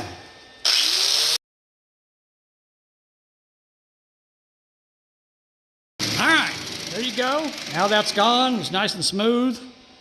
Looks better than it did, so I'm happy with that. So, okay, so now we're basically done. Zoom it back out. So now we're basically done with this bottom piece. So now we got to flip it over and do the other side. Okay. There's a little bit more I'm going to grind off right there. All right. That's going to work. So let me get all this crap out of the way. I'll stop this video. I'm going to take my dog in the house. He's getting impatient. Let him do his beauty rest because he's older than I am. So I'm going to stop it, I'll flip all this over, and then we'll do the other side. So that's how, I mean, this just gives you an example of how long it takes to do this kind of work. And I've stopped the video several times and I'll probably speed it up as I put it on my channel so you don't have to watch me grinding for half an hour. And but yeah, this is how long it takes to do this. It's very time consuming, but you know, when it's done right. So I'm gonna pause it. Let me flip this door over and I'll get back to you guys. Hold on. All right, we're back. We got the door flipped over. The dog put away for the night. And first thing I want you guys to notice, I don't know if you can tell this or not, but let me zoom you in here, maybe you can see. So if you look at this corner here where the metal all came apart when I cut the inner piece out, you'll notice that the old piece is actually inside of the new piece. So that's why I was confident in being able to put that where I did, because I could tell that that is folded inside the new piece. And when I put the old piece is folded inside the new piece, but on that in there where there was metal left, it's not. So it's just folded itself in because it was just so rotted there's nothing left. So when I put the new one on, it should be fine. I should be lined up okay. So and you can see, again, you can see the cancer that was in this thing. I mean, it's got pinholes everywhere in it. And you know, anytime you see a hole like that, you think, oh, that's just a little tiny hole. Well, what you got to realize is that hole is where it's actually rusted completely through the metal. But there's rust around every one of those holes. This whole entire area here is covered in rust. And those little pinholes are where the rust has come through. So if you see little pinholes in your car like that, what that tells you is the whole entire panel is rusted on the back side. That just happens to be the place where it rusted all the way through. But I promise you, all that metal there is thinner than a piece of paper, and there's no way you're going to be able to weld it. There's no way you're going to be able to fix it. The only way to fix it right is to cut it out and put new metal in there. So when your body man says, when you say to him, hey, can you just like slap some putty over that and you know, paint it? Well, yeah, you can do that, but in 6 months it's going to rot out again and you're going to be mad. So if you want to do it right, when you see holes like this in your car, you got to cut it out because it's all rusted. It's not just, them little holes aren't just where the rust is. The rust is everywhere. It just happened to come through in those little holes. So the way to do it right is the way I'm doing it. Cut it out, weld new metal in. All right? Okay, come on, zoom out there. Oop, that's a little bit too much. Get you in there where you guys can see what's going on. Okay, now we got to fit the top piece on. And remember, I told you guys the top piece, it's going to go up, you know, probably 3 or 4 inches above where I cut before. So I'm not worried about all this down here where I cut through this outside piece, because all that's going to come off anyhow. It doesn't matter. Okay, so we're going to do the same thing. All right? We're going to take this panel and we're going to lay it on top. And this panel here, the other panel was made to go over the outside. This one is not. It's made to fit inside of these two edges here. So it's made so this here edge has to sit flush, butts up to this edge. So when I cut on the edges, I have to cut on the edge. I have to cut it all the way up as high as it needs to be to butt it. So this fits properly, because I got it overlapped here, but it's on this end here. Well, here, let me do this. So if I overlap that end, this end here won't go down. See that? It sticks up because it's not made to go over the top. It's made to sit flush with it. So I gotta kind of line it up the best I can though, and try to figure out where I need it to be. Now see, it's not right there, so I need to line it up to where it sits the way I want it to sit. I gotta put it in there. Oh, and again, well, let me show you this right away. So first thing I have a problem here. All right, so let me show you this. And this is a good problem. This is a good problem to have. Okay, so if you zoom in down here, get you guys down there where you can see what I'm talking about. If you zoom in there, see where the new metal sticks out further than the old metal does? See that? So that means this whole edge is wider than it needs to be. So I have to grind it down to fit this, okay? So I have to grind this edge to fit that edge. So I already know it's too wide, so I'm going to take my grinder again with my 36 grit disc. and I'm gonna take a little bit at a time, just a little bit. You don't wanna take a lot off, just take a little bit at a time off until these two edges are pretty much even. And you gotta remember, this overlap is the outside panel, because it comes around and overlaps and goes underneath. So what you see here is the inside panel. So you can actually grind it down a little bit past this edge, because it's gonna sit past that edge anyhow when I cut all this off. So I'm gonna take my grinder and grind that down, because I can't even get that panel to fit right to start with, which is a good thing. I'd rather have it too much than not enough. So let me grind that down real quick and then we'll keep going.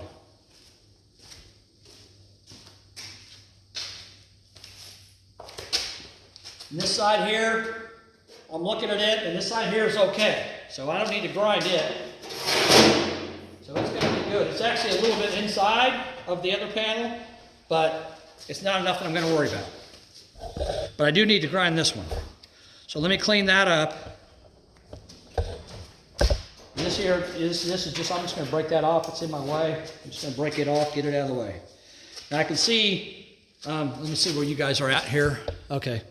So I can see down here, there's kind of a little hump to it right here. So it's humped up from about here.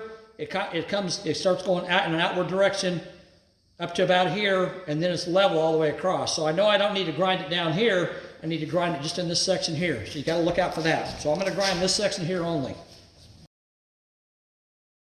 I'm just eyeballing this when I grind it, but I've done it enough times that I can usually figure out where it needs to be.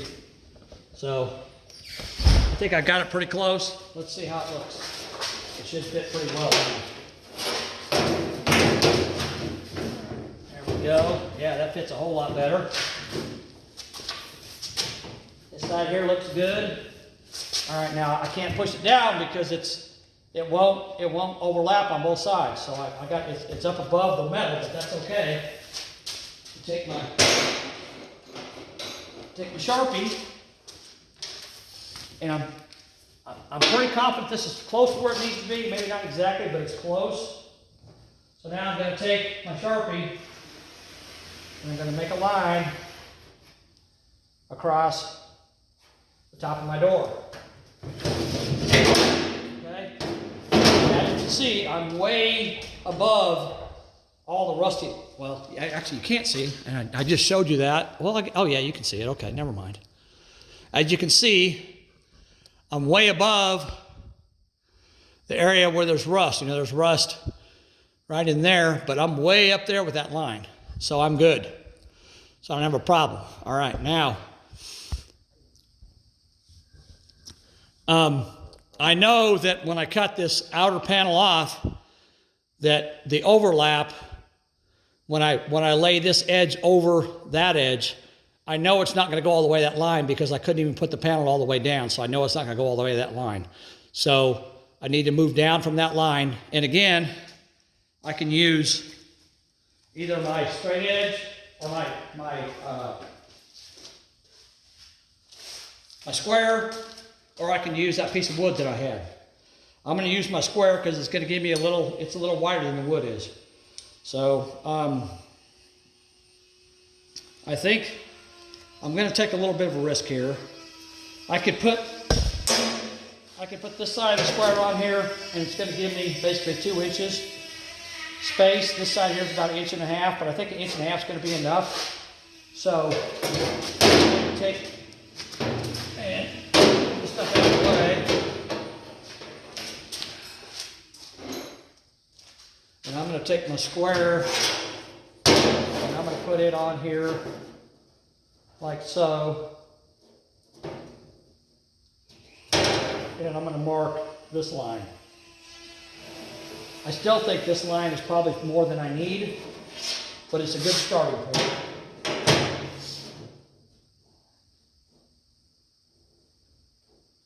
All the way across. Go. This way so it lays flat.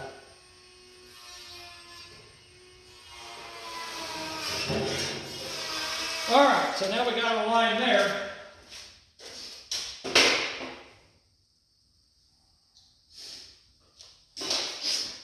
So now I've got 1.5 inches difference between my upper line and my lower line. But I think probably when I cut it there and I lay the panel down, it's going to move my upper line down, you know, maybe a half an inch or so. So we'll see how much overlap I have when I'm done. So let's cut that all the way across, and then we'll go from there. And again, now when I cut this, I'm going to cut into, well, no, I was just saying I was going to cut into new metal, but that's wrong, because this is the inner panel is the old stuff up here. But I am going to cut into the inner panel when I do that, because I got to cut this lip all the way through. And so I'm going to cut in the inner panel, but when I peel it off, I can always weld that and grind it down if I need to. So that's what we're going to do. But let's cut it here and see how it looks when done. So again, I'm going to put my grinding wheel on here. My cutting wheel, sorry. My flap disc off, my 36 grit flap disc, and put my cutting wheel on there. And I'm going to cut all the way across into the ends here. I'm going to cut all the way through to the bottom side, so I can get this. And actually, I can take and grind this off too if I want to a little bit before I get started. I could have done that with a flat disc, but I can also do it with this grinder too. So let's do that. Okay. All right. So we're going to cut this off. I'm going to grind this off till I can see the split in the metal. And then we'll cut the piece out of the center. All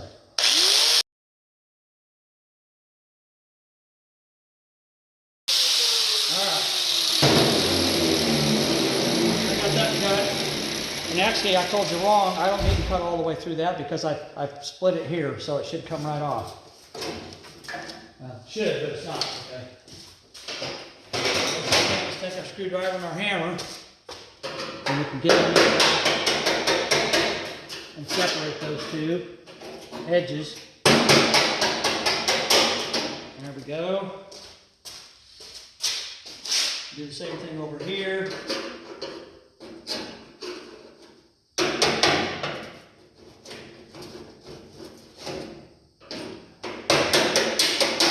There we go. All right. And now we pull this garbage out of here. And we can see, so this is what this door looked like before I started here. This is what was underneath all that body filler and Bondo. So this is what, and if you notice, remember what I told you guys? How these little pinholes here, oh, you see that and you're like, oh, that's not much. Well, look, see how heavy that rust is? See how thick that rust is? And look down here, it's even worse. So this eventually turns into that. If you don't get rid of this, I don't care if you put Bond over the top, you clean it and make it look real nice on the outside like that, it still looks like this on the inside. That's the problem. What people don't understand, when you got rust in a body panel, 99% of the time when you got rust in a body panel, it doesn't rust from the outside in. It rusts from the inside out. Because when they build a car and they put it together, or a vehicle, they paint it out here. So the paint's, the metal out here is protected. It's sealed from the outside, and they have to use good quality paint and primer, because driving down the road, when you buy a car, when this truck was new, it wasn't a show truck. It was a work truck. It was used on a farm or in a business or whatever as a work truck every day, and so it drove in, no matter what the weather was. And back in 1948, there were very few paved roads. They were mostly dirt. So it got a lot of mud and dirt on it. So the outside was protected. That's not the problem. The problem is in here. In 75 years of driving in rain and snow and mud and sleet and everything else, enough moisture got in here that it started rusting this, and it ate through. You can actually see right there, see where it ate through all that? This is real thick, heavy pitting right here, and it's even worse down here. So this is what you got to understand when you're looking at rust on a vehicle. This doesn't look very bad. That looks really, that ain't much, big deal. Well, then you turn it over and you look at this side, that's horrible. In another year, this would look like this. And in another 2 years, it'd look like this, where there was nothing left, because it's not going to go away. And if you notice, the rust, the heavy rust on this panel basically ends about right here. Okay, there's rust here, but it's just basically surface rust. So down here's where the heavy stuff is. It always sits on the bottom of your panel, the bottom of your fenders, the bottom of your doors, whatever. Up here, it's not that bad. So now that I've cut this out, I've cut all the bad rust out and it's gone. So now we're gonna replace it with an all new metal. So that gives you guys an idea of how severe something like this looks. Not bad on the outside, that's how it looks on the inside. So maybe that'll help you understand things a little better. Okay, that's garbage, we're throwing it away. All right, now we're gonna take our new panel and we're going to fit it in place. Now, if you notice when I was grinding this edge off, I ground a little higher up than my cut because I'm gonna have to remove this. And I'm not sure how high I need to go, but I know I need to go higher than this is to overlap. So I ground up about halfway between this line and that line. I ground up on the edge about halfway between for this panel to see if it'll fit. And I'm probably gonna grind it a little higher. Let's see where it lands. All right, so we're looking good there.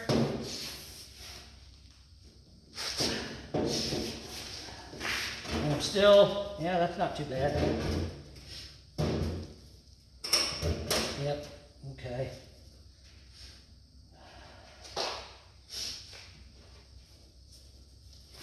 All right, so when I put this in place here, and I fold this down, it's actually slightly higher than my line is, which doesn't surprise me because when I had it here, it was up off the metal. So when I drop it down, it actually goes a little higher, which is fine. I mean, I'm still got plenty of room there to work with. I know that I'm going to have to grind this edge all the way up to at least this line. So let's do that. All right, grind that edge up. All right. Now what I'm going to do, I'm going to take my hammer and my screwdriver again. Separate these edges. I'm going to peel the bottom edge off, okay? So I'm going to get it. It's down here. So I'm going to peel it all the way to where my cut line is. And I'm going to do that with pliers, and I'm going to grab it, and I'm going to bend it and break it off. Try to get it right next to where my cut ended. I'm just going to twist it back and forth, get it right up there tight. Twist it back and forth until it breaks off. That way I don't have to grind and cut into the metal. I'm going to flip this over, I can take my grinder and I can flatten out that little bit of a lip that's there. All right, so I'm taking that off on that side. Take this one off on this side.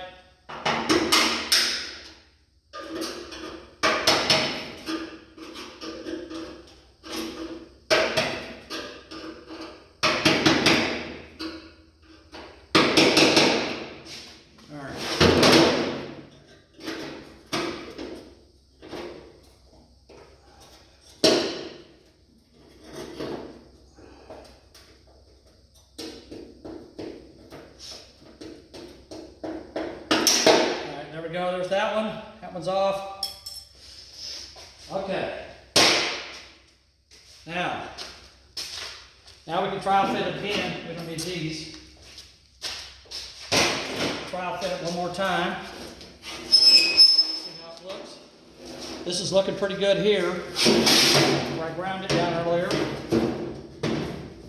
All right. And now this. Let me show you guys this. This corner here, right there, you want it to fit that corner down there, okay? You want it to fit around that corner. So you want to make sure this goes all the way up to that corner. If it doesn't, then you need to see, like on the other door I did, the one over here, the driver's door that's over there, when I did that one, I couldn't get one side of it to go all the way up to this corner. And what I figured out I had to do, I had to radius this edge a little, this corner a little better. I had to radius it so that this would slide all the way up to the corner. So you gotta check that. You want to make sure it goes all the way to the corner on both ends. So you want to check it. All right. So now I'm going to put it in there. Make sure it goes all the way to the corner on both ends. I'm not worried about it here so much because I know I've cut enough that I should be okay there. So I'm going to put it in here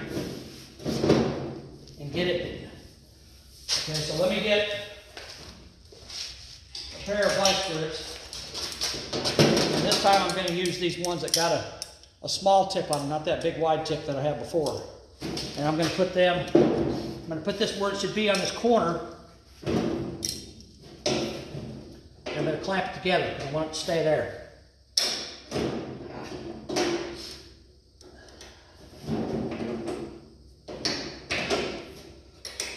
All right, that's where that corner needs to be. Now I'm going to look at this corner. And this corner here, all right, this corner here is not, it won't go all the way to the corner here. So what I need to do is I need to trim a little bit off the outside edge of that one. So let me do that. So it fits. This is what you gotta do. You gotta kind of finesse it to make it go.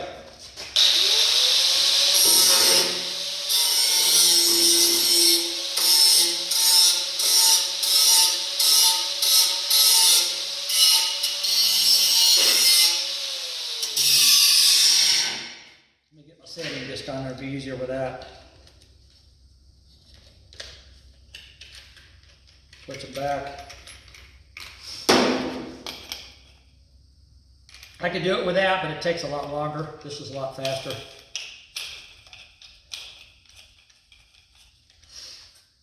All right, here we go.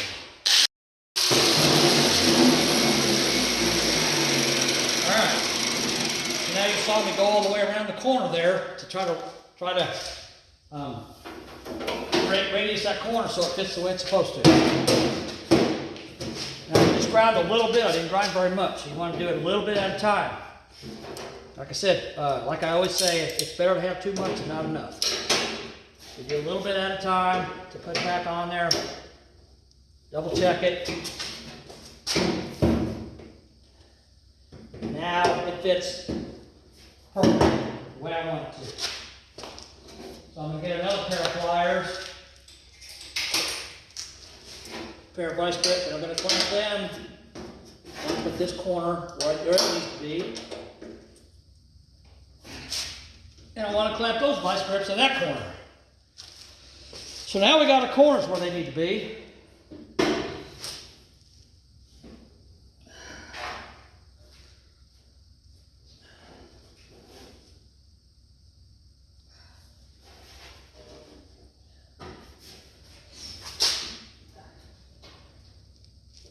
I'm hitting something here. Oh, I see. Okay, I got to take it back off again. That's what I'm hitting. Checking, I started to notice a little dent in the metal there, so I was hitting something. And I welded this earlier. I got a little bit of a weld there. It's keeping it from going all the way down. Put a little bit of a dent in my panel, so I want to clean that up. I'm going to take my body hammer and I got this little dolly here. I'm going to put it on the back side.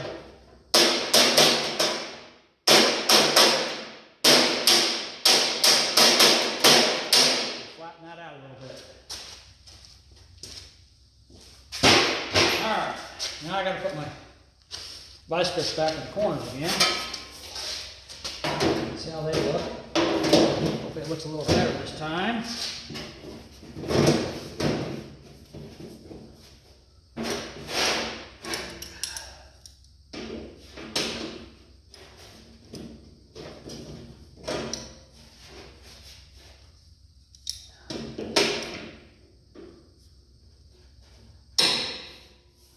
That corner.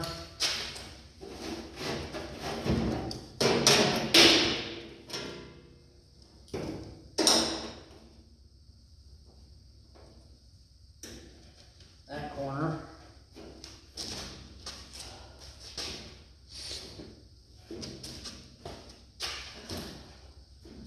Now one thing I noticed with this is I'm too far over on this side and too far out on this side and too far in on that side. So that side over there is actually touching the metal that's still on the door.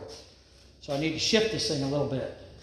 So I'm going to take this side loose and shift it so it goes all the way down.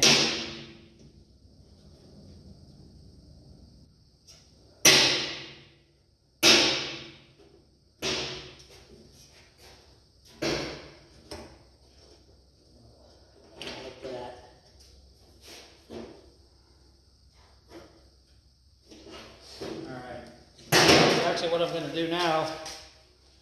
I don't like the way that looked. I'm going to take a little bit more of this edge off here so it fits.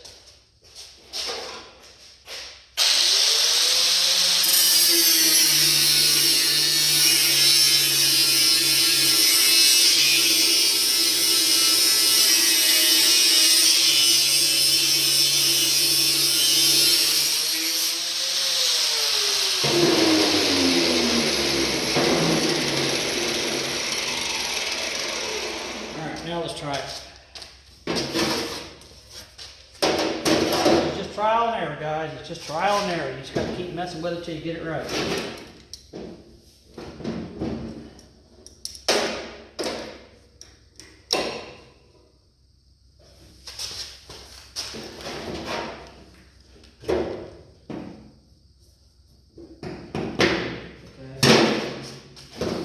I didn't see that before. But I'm also getting the new metal on the outside, so I need to grind it a little bit. So let's grind it down a little bit. Okay. Now let's try this. Closer. Closer. Just take a little bit of time to do this. You guys can see.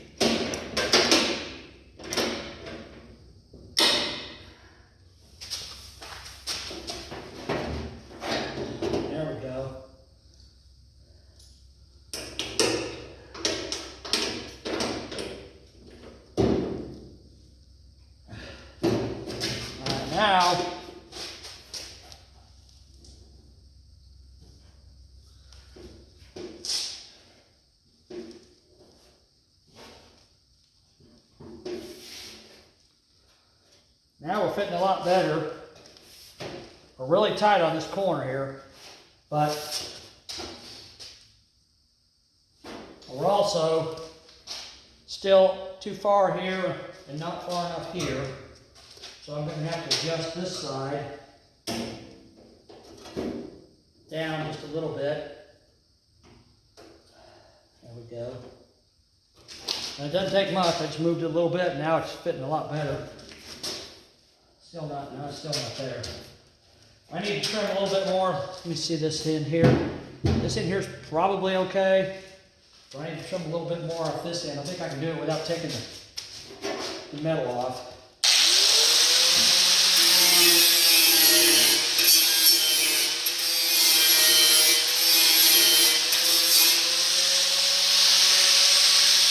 Go ahead and trim this side too a little bit.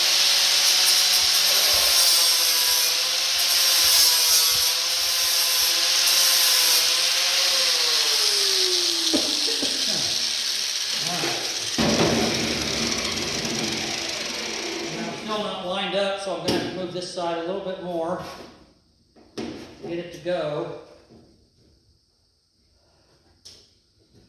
Man.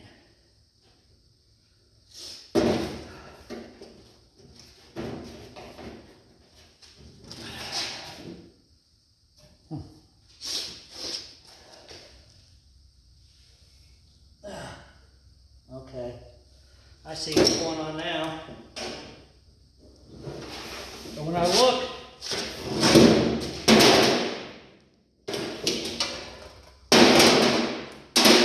when I put this panel in place and I look at this bottom line down here, there's too much metal on this end of it. And it's got a pretty good sized gap in the middle there. So I need to grind, now I need to grind the bottom of this off a little bit. This is what you deal with. You just got to keep working with it till you get it.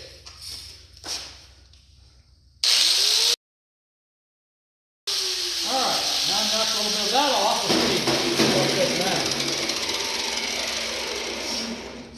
You guys still with me? Okay, you're still there. All right.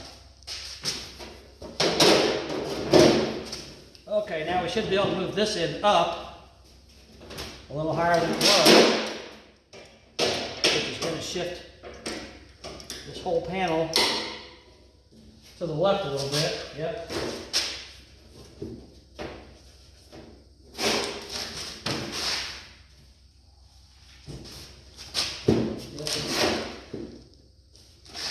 Let me look underneath.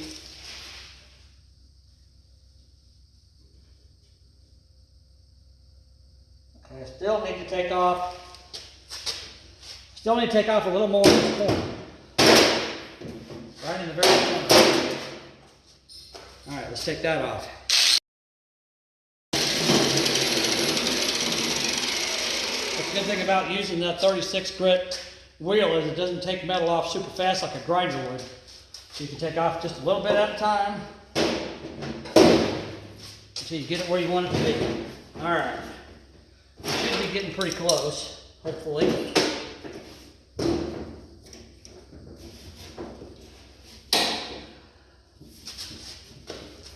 Oh yeah, we're looking pretty good now.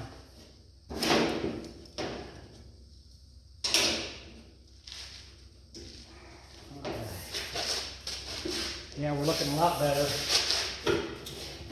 I still need to grind a little more off this edge up here.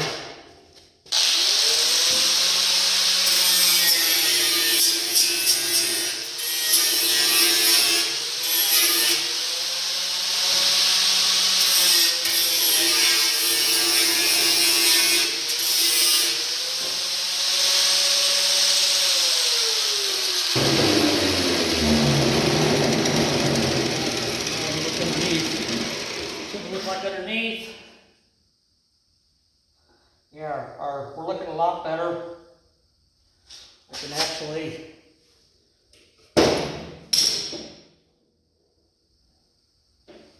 trim just a little bit more in the corner. Get just about what I need to do. So let's do that. Now we should be really close at this point. Really close. Put this corner in place.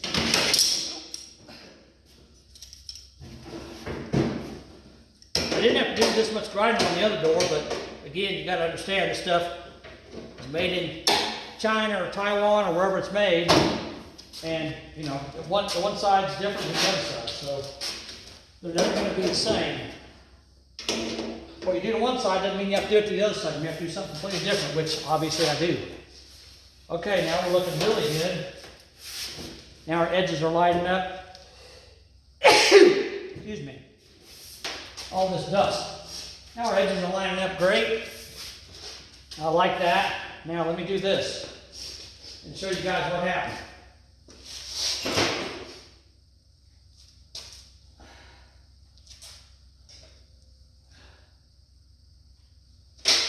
All right, let me take the Sharpie. Lay this down, and then draw a new line where that edge is, right?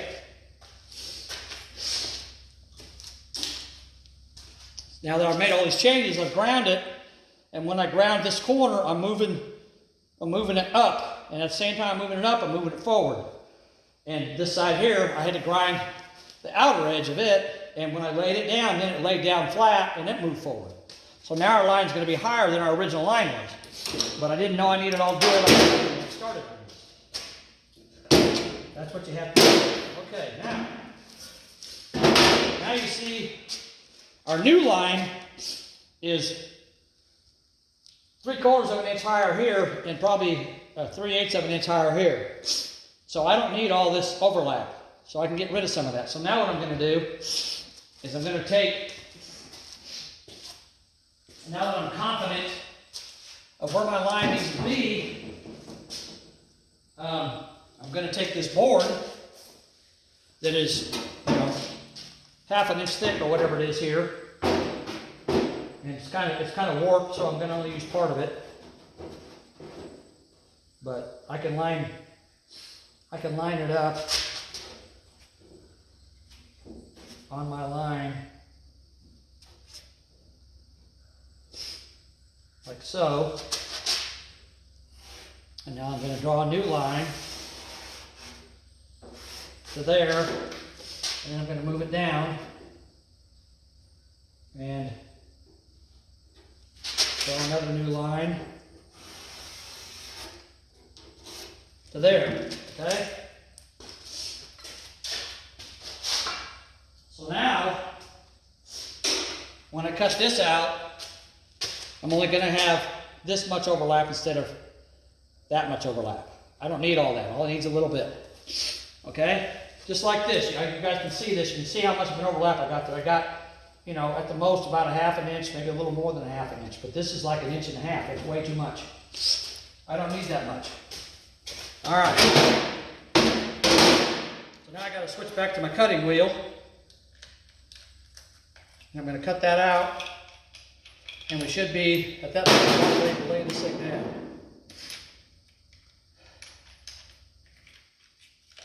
All right.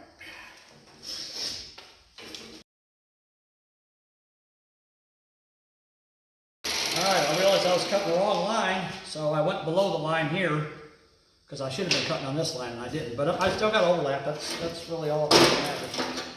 No big deal there. Take that out. Okay. Now we can get our piece in, see how it fits. Should fit really well. As long as we got a little bit of overlap, that's all we need. All right.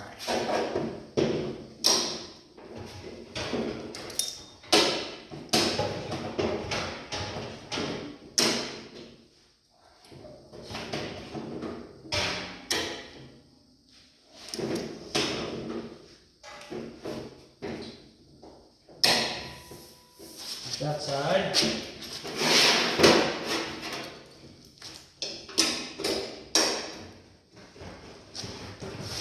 All right, there we go. Now, as you can see, that fits right on my line. So this is basically ready to start attaching to the door and welding it in. So how do we attach it to the door? Well, what I would use is self-tapping screws, but with this door, now that I know I'm good, the next thing I'm going to do, I'm going to take this off. I'm going to take my grinder,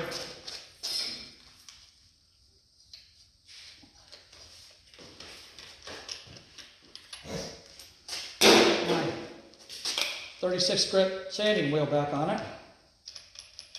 And I'm going to do the same thing I did to that door over there. I'm going to clean up as much as I can in here, knock the heavy rust off. And then I'm going to spray it with that rust killer. All right.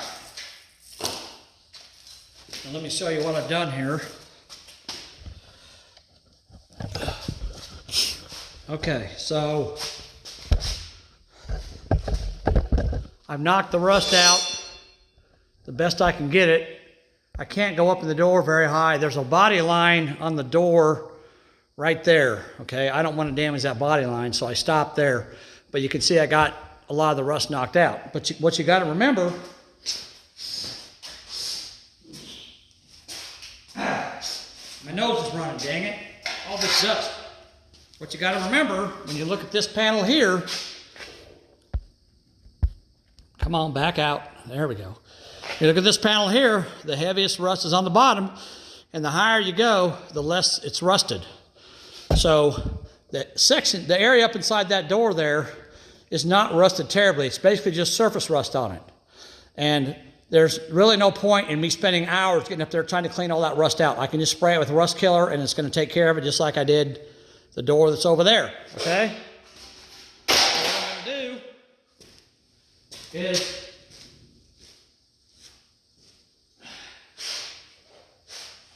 I can take a blow gun, an air hose, and blow this out, but I don't have an air hose hooked up, so for speed's sake, I'm just going to take this room and clean out all the dust. Wipe it down as best I can. Pretty good, just like that, okay? And then I'm going to take, I don't need these right now.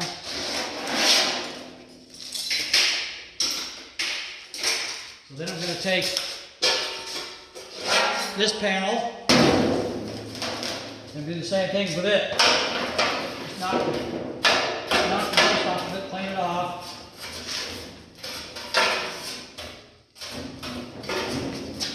Just like that, okay? All right, now those are pretty clean enough.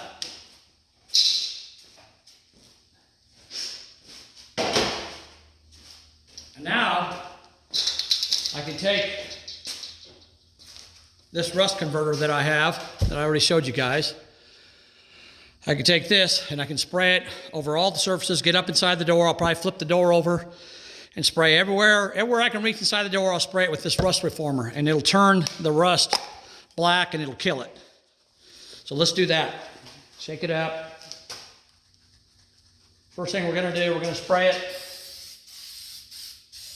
Put a coat on this. I don't have to do this, but A, it doesn't hurt, and B, there are areas of bare metal on this that will eventually rust. So if I spray this on there, it covers the areas of bare metal and protects them. Because this panel's been moved around, beat around, and messed with. So there's areas of it that are bare metal. And inside now is going to be not only protected with a coat of EPDM primer, it's going to be protected with a nice thick heavy coat of this rust converter.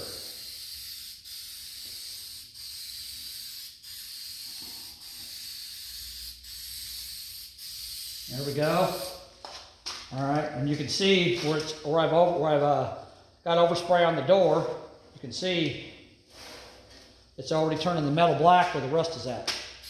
All right, now I'll spray it in here. I'll spray these edges here where I ground on it, so that bare metal there's covered. Spray my welds down here where I welded it. Spray all that. Get all this rusty metal coated with this stuff.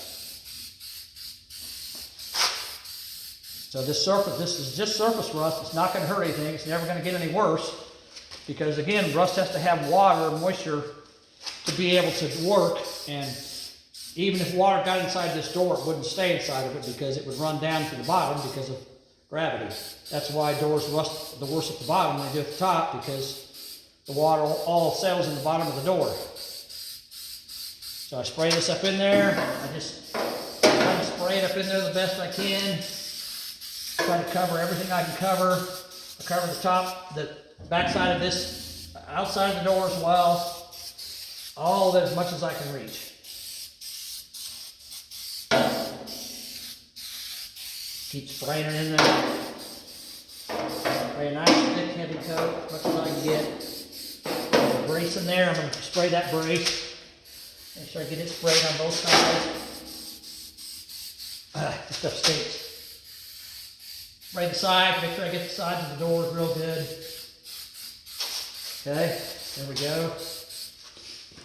All right, now I'm going to move this out of the way, set it off to the side and we'll let it dry.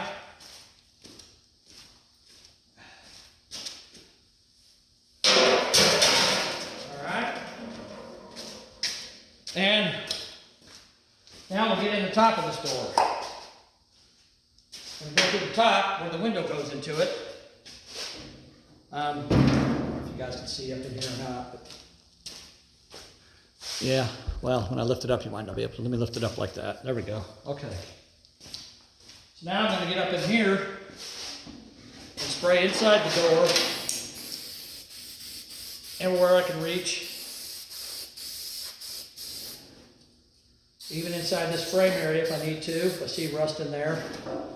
Just try to reach in there and get as far down as I can with the spray. Try to cover everything I can cover. And some of it here I'm just spraying and just letting it fall wherever it falls, Just trying to get the best I can get. I'm never going to get 100% of it, but I can get a lot of it if I do this. And now, take the door and I'll flip it up on its side. Actually, I'll flip it all the way. There we go. And now I'm going to spray through all the openings on this side, anywhere I can reach. And anywhere there's rust, try to get it covered with this stuff.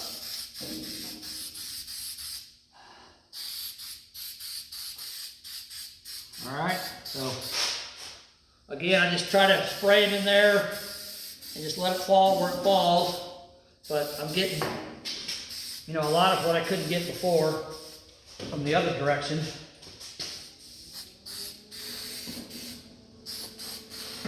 Just, you know, just stick the nozzle in the hole, just kind of spray around, try to get the best you can. Like I said, I'm not going to get every single spot inside the door, but up here where the inside of the door is, there's really no rust at all. I mean, the guys, when they media blasted this door, they knocked some of the paint off inside the door, so there's a little bit of surface rust right there where they knocked the paint off. But the majority of the metal on the top side of this door is not even rusty, it's just painted. The paint's still on it from the factory. So it's not like it's gonna rust to pieces, because it's not. Alright, now I'm gonna tip this thing up so I can use, I don't know how much of this you can see.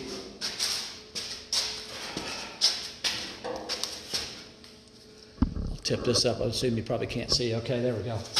So now I'm gonna tip it up and I'm just gonna spray the can down in there like that. And again, just try to get what you can. I mean, like I said, you're not going to get it all, but just get it the best you can. Spray it in there, soak it down, the best you can get, you know. Not much you can do other than this. But this is better than nothing at all. So it works pretty well.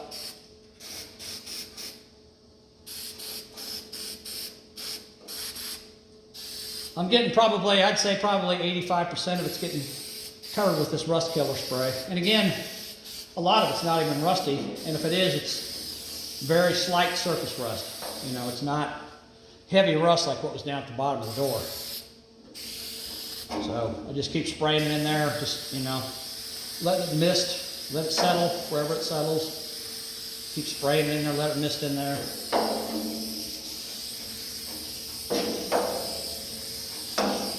That's probably about good.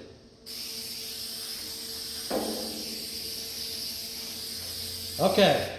All right. Now, lay that back down. There we go. Get a little bit up in here, in that top part. That does tend to rust if water runs down the window and gets in this channel. So there's a little bit of rust here, but it's not terrible. But again, this stuff will kill it. So.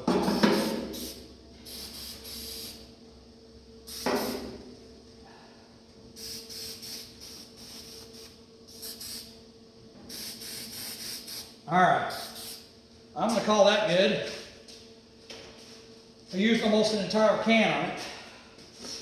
So now, I'm going to take this panel, this door, and, well, hold on a second here. I'm going to take a wire brush, scrub off the rust off them edges, because there was a little bit of rust there. I cut the whole flange off, and I'll spray it with this rust killer as well. It doesn't hurt if you get it on the area where you need a weld, because it'll weld, that's fine. All right, there we go. All right, there's a good coating of rust killer on there. So now I'm going to take this door and I'm going to set it aside and let the rust killer dry on it, probably overnight. And we'll get that door, which has already been done, and we'll put it up here and we'll put the front piece on it, and I'll show you how to do it. All right, hold on, I'll be back. All right, I got the other door set up there. So now we're gonna do it. Let me pick up a little bit of this scrap metal that's on the floor, because I don't want to trip over it while I'm walking around here. Picked up the big pieces, but pick up some of these small ones too. Just to make sure I don't slip and fall. And I got dust all over the floor, but I try to keep my work area clean so I don't have to worry about tripping over something. All right, let me throw this in the trash.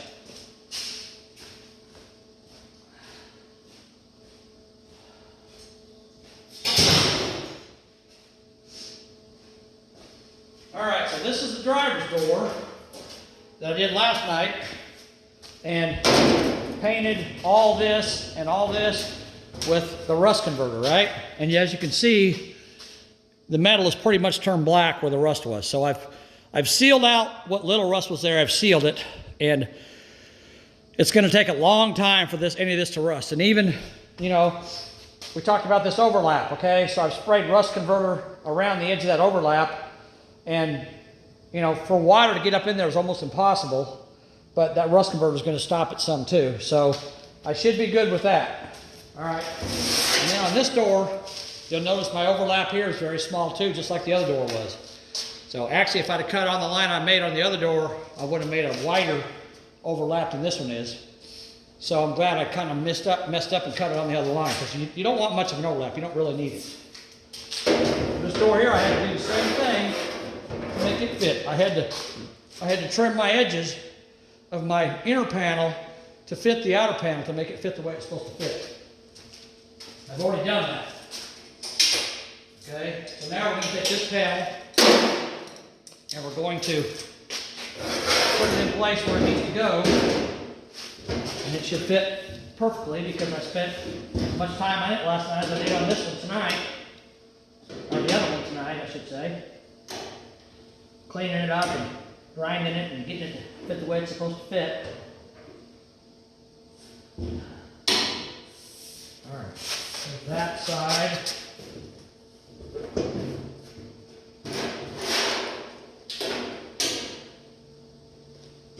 There we go. Okay, now, let's see, this one here isn't quite fitting the way I want it to for some reason. Let me look at it.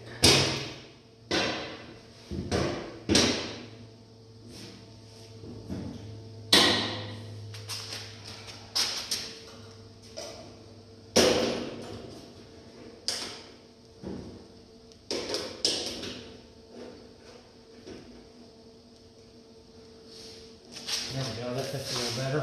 All right.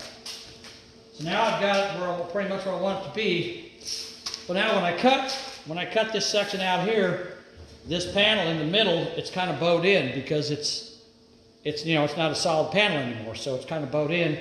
So I don't want it to be bowed in. I want it to be flush. I want it to be flat with this piece. So how do I make it do that? So here's what I'm going to do. Here's how I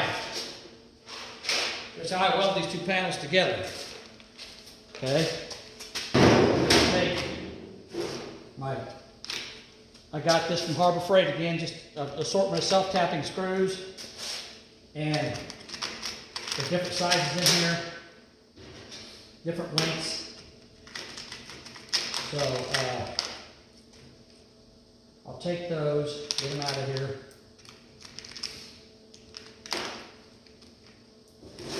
All right, so I'm going to start on the outside edge, and I'm going to use my drill and just drill these in. Drill through the inner panel, and screw this thing down. I'm dropping them everywhere. Dang it.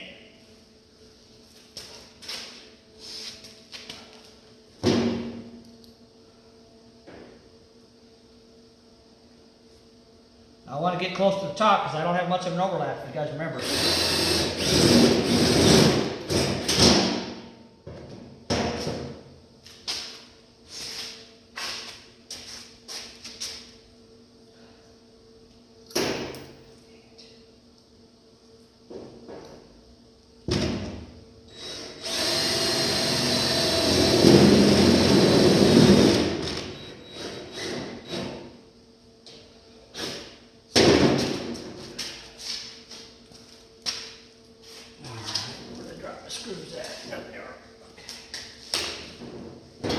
Okay, now I'm going to go across the top here, and when I drill through the top, it's going to pull the inside one up.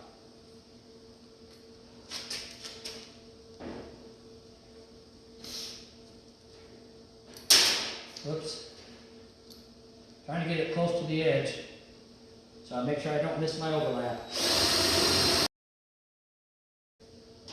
If you notice, I stop and I blow every screw I put in there because it creates metal shavings, and I don't want those metal shavings to get stuck in between the two pieces of metal and cause it to not go together and cause rust problems. So I try to get those, as much of those metal shavings out of there as I can.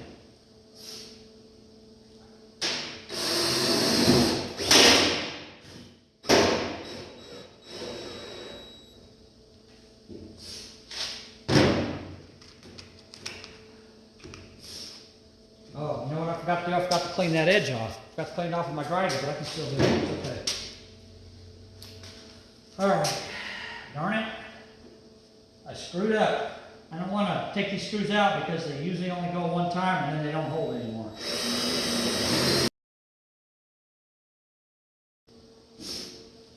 Okay.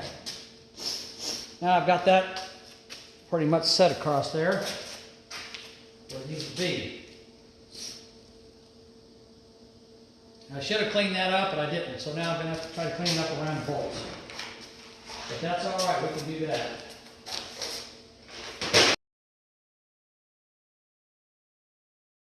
Now, one thing I want to do before I start welding this thing, I want to make sure, look it over one more time, and make sure I'm happy with the way it's sitting on, this panel sitting on the door, because once I weld it in, it's obviously not going to move. So this edge here looks pretty good. It's not exactly perfect, but it's very close. I think it'll be fine.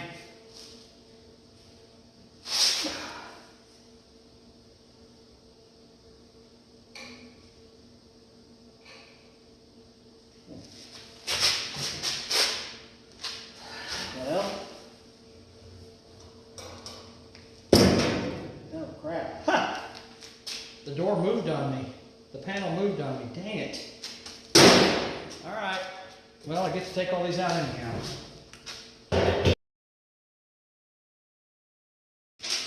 Okay, now I need to readjust this thing. Put it where it should be, not where I had it.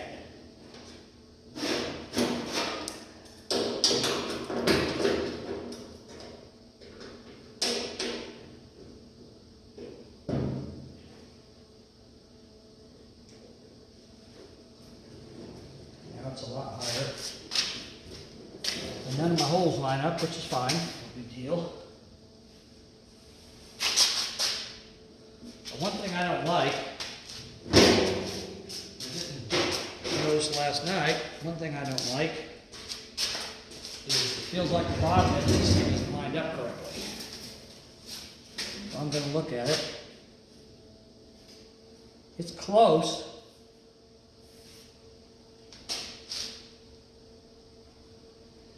But it almost looks to me like, just like the other door, I need to grind a little bit off both corners, a little more off both corners to make it fit better.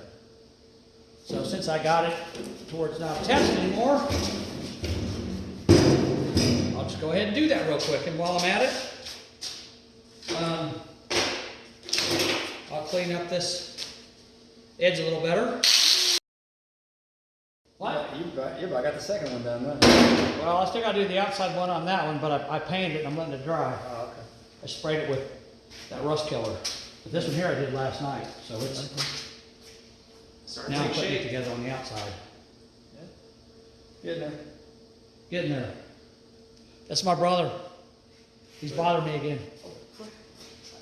It's okay, I'm recording, it's no big deal. All right, see ya. All right, so now we're going to grind off these corners a little bit more because I don't like the way they fit. Okay.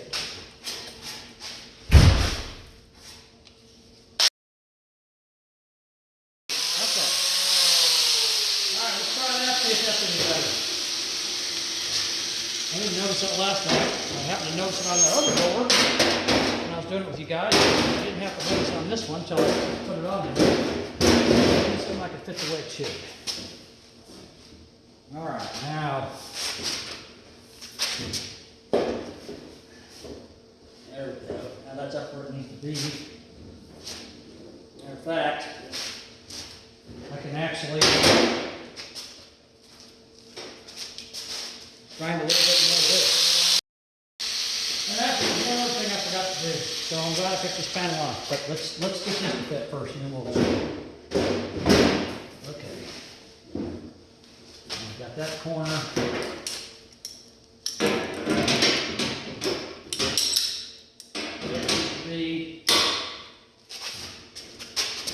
This corner.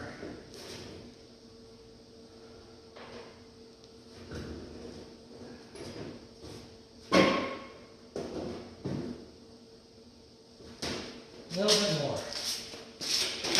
Got this corner now, so gotta put it up in the wood.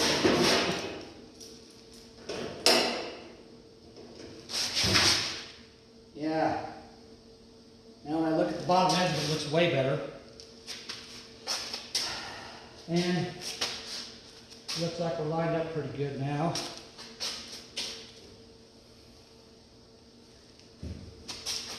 Let me try something here. I want it to move side to side a little bit.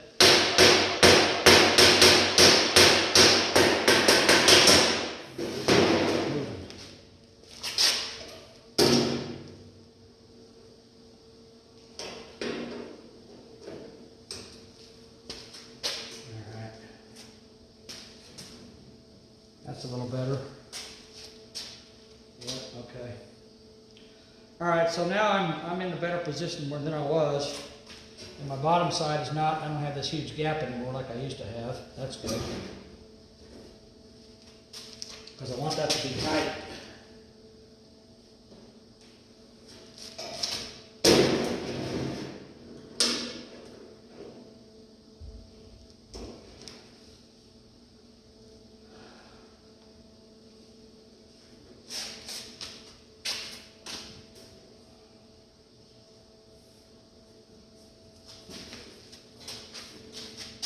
Yep, okay. So I'm going to have to do a modification to this thing that I didn't think I'd have to do, but I'm going to have to do it to make it right. All right. Now before I put this panel on, get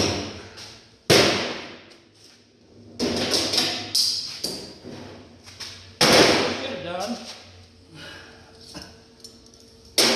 When I cut through and cut this panel off, I cut through this inner panel and I cut notches in it, so I need to weld those notches shut. And I should have done that and I didn't do it, so let's do that real quick.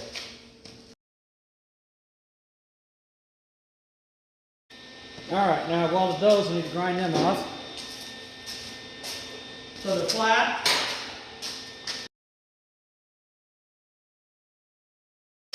Alright.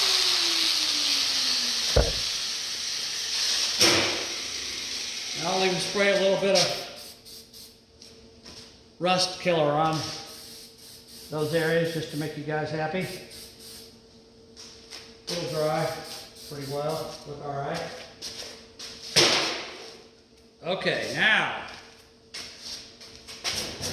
got the metal shavings down in here, get those out of there while I'm messing around here. Okay, now I think I'm ready to put this panel on.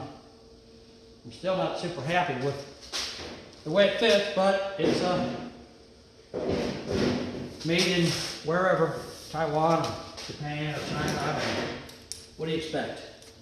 You do the best you can with what you got.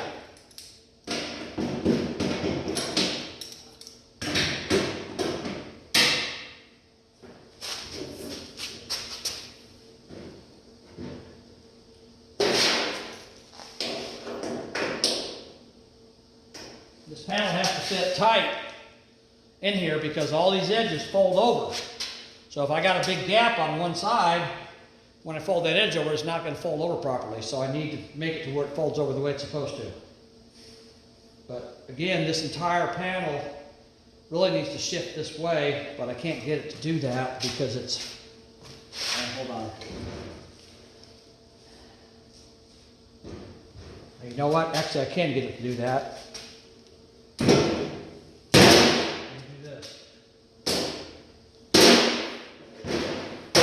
Mess with it some more, okay? As usual. All right.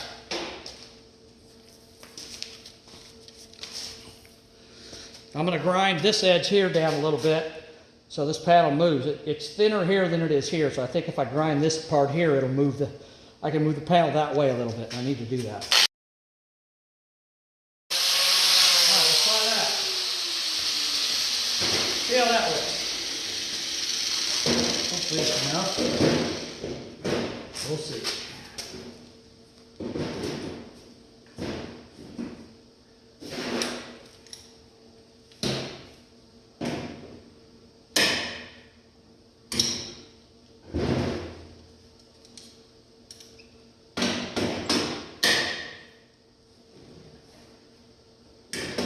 Pretty tight.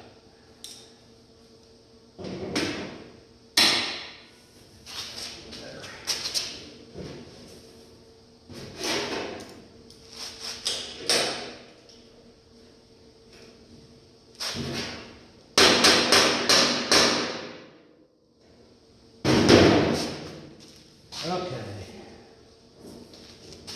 Now we're getting somewhere.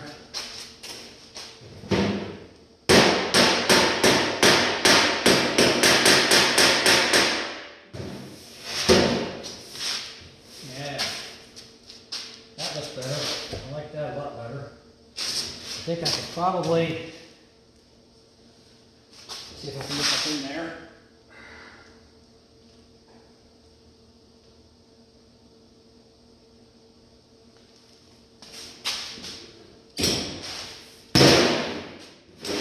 You guys getting tired of this yet? This is what happens. You gotta make everything fit. I'm gonna grind just a little bit more off this corner, the bottom of this corner. Try to take a little bit off that corner too, just to try to get it to come up a little higher. Now let's see.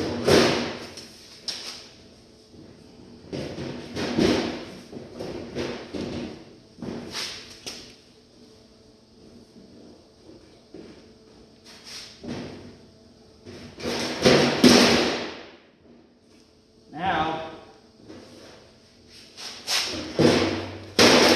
knock this a little higher. I'm not surprised.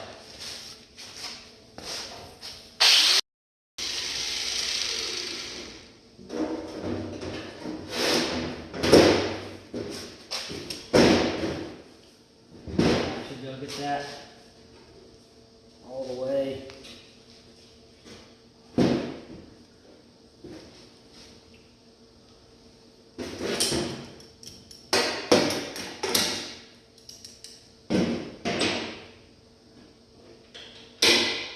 All the way up there.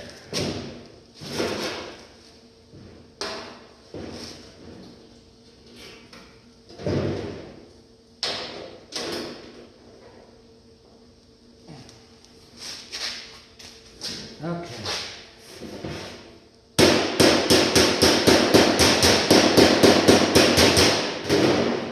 Picking up a little bit there, so I flattened it out.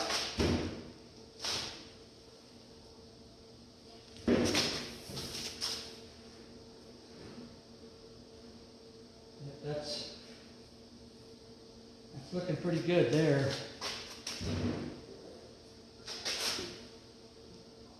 I think I might have put it down when I was hammering on it.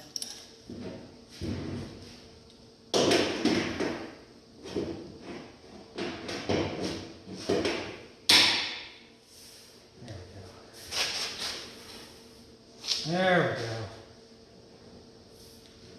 we go. Okay. Now I'm pretty happy with it. Happier than I was. So I guess it's a good thing I've had to take all those screws out because it wasn't right anyhow. And that's another 30 minutes of fighting it to get it to go right. Let's see, there was something else. Oh yeah. I need to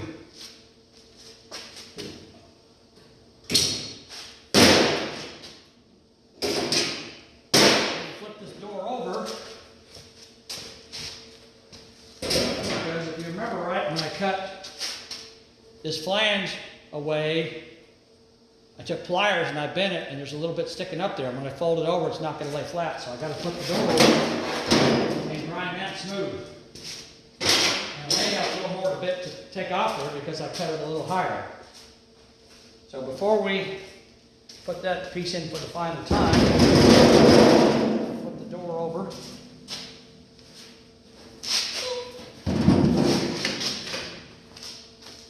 And Now that's pretty flat.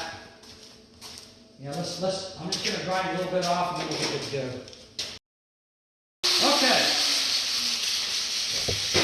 Now I believe, I thought this thing would be ready to go when I started doing this with you guys, but obviously it wasn't.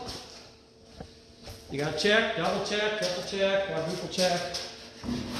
Once you weld it in place, it ain't moving. And if it's wrong, you're gonna be sorry if you don't fix it.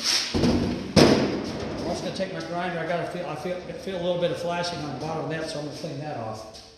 Oh crud! I just unplugged my grinder. I gotta plug it back in. Darn it! Hold on.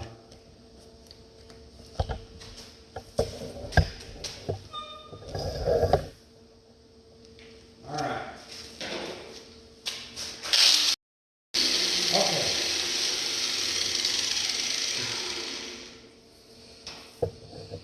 Excuse me. Again, there's lots of dust. No surprise there, right? All right. Let's give it this stuff I sprayed on there a chance to dry. And now when I put this thing back on here, the holes I made the first time don't even line up, which is fine for me, because I can drill new holes into the original door from the holes in this. So let me get this lined up where it needs to be.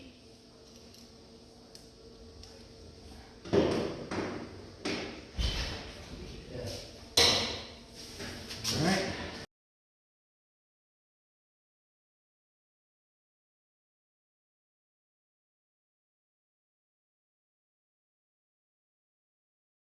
All right.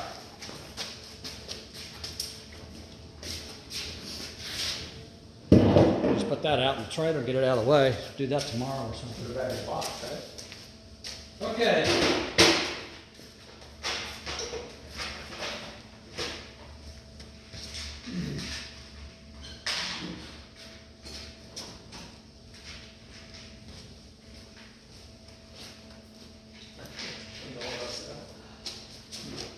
I got a few screws that didn't hold, so I'm gonna put more screws in between those screws.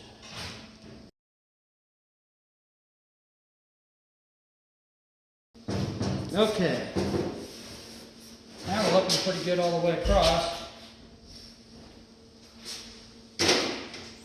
Now, what I'm going to do, I'm going to weld it, and if I see there's an area where it's sticking up a little bit, I won't weld it there, I'll weld around it, and then I'll go back and push that area down and weld it later. Alright, so let's get our welder set up. Let's put it there on the end on that screw, it's a good place for it.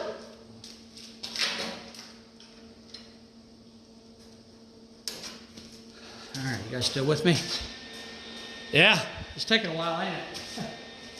This is what it takes to do this kind of work. It's not, you see people do this on videos and you think, wow, that was quick, but this ain't quick. Ain't nothing quick about it. This is just, I don't know if you guys like this kind of video or not, maybe you don't, but I just wanted to show you guys what it actually takes to do this, the time.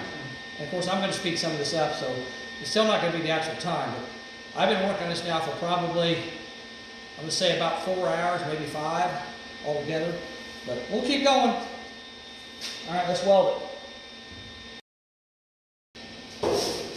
Now, if you notice this one here, I'm doing it differently. I'm not putting 4 welds, I'm only putting 1, because this is a large panel, and I want to keep the heat to a minimum. So I'm going to weld it really slowly and just go all the way across and weld it a little at a time. It's going to take a little longer, but it'll be done right in the end. Now I'm going to take my hammer, push it down. See, it's sticking up. I'm trying to get it closer together before I weld it. This is sticking up. This screw's not really set right. So I'm going to try to screw that screw down, but if it don't fall, I'll push it out.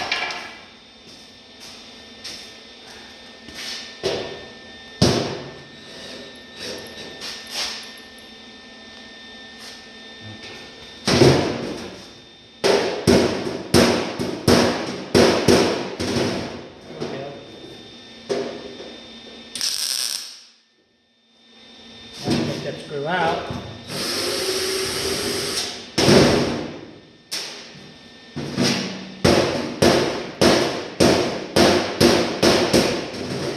Tap that down. Well, okay.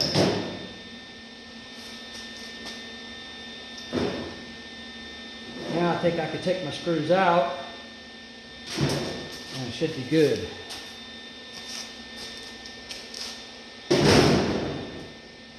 Let me get this in where the ground cable's hooked. Put a tack on that end.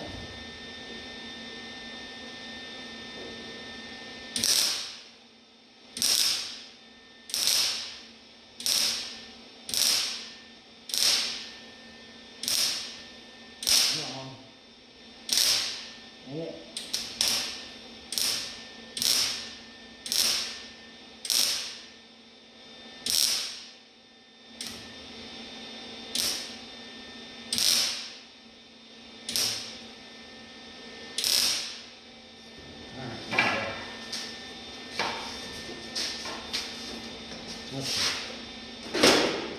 All right, now I can take the screws out. All right. Now I can go down through here and I can weld all these screw holes shut. And this is why I like to have an overlap, because not only can I weld this edge, once I weld all these screw holes shut, it's actually going to have a double set of welds on it, so it's going to be twice as strong as it would have been if I just welded this edge. So it's going to be a lot harder for it to separate in the future, which it won't. Now that I've done this, it won't separate. There ain't any chance it's ever going to. Unless it gets in a wreck, then that's a different story. Alright, don't let you dip this thing in tip dip. I didn't do that, and it's building up some slag around the cone there. So now I'm going to dip it in the tip dip, so that it doesn't stick to it anymore. I meant to do that earlier and I didn't. All right, let's keep going. All right, now you can see what I've done here. Now I'm going to go back and I'm going to tack all the way across and just keep going back and forth until I fill all this in. Again, I'm not going to make you watch all that, but you can see what I'm doing. So I'm going to shut it off and it'll start it back up when I get it all tacked. All right, hold on. All right, guys, I'm back. It's probably, I don't know, 45 minutes later. And as you can see, it's been welded and ground down. It takes a little bit to do that. Let me show you what the seam looks like once it's done. So you can kind of see, I mean, obviously there's gonna have to be a little bit of body filler put in it. You can't get away from that when you're doing body work. It's just the way it is. But if you look at it, get up here where I can see, so I can see it. All right, now you see, you look down that, see how flat that is? That looks really good. I mean, literally, you're gonna have to put body filler about an inch and a half wide down this, well, you'll probably have to come up this way here a little higher. So maybe about 3 inches, you just have to basically come up to where this edge is here, overlap that a little bit, and come up the door about probably 3 inches wide, strip of body filler down through there, and that'll disappear, look great. Okay, now let me show you what I forgot to do. So, what I should have done, before I welded that piece in, what I should have done was drilled holes on this inside piece in this flange. I should have drilled holes all the way around this, so I could weld it and weld that shut, but I didn't do that. That was a mistake I made. So now I'm going to have to drill holes through this piece without drilling through the outside piece. So let's do that. Let's see, oops, sorry. Let's see how long that takes. I'm going to take these off here because it will give me a little more room if I do. There we go. All right, now I got to find the drill bit. Let's see. A small one, preferably.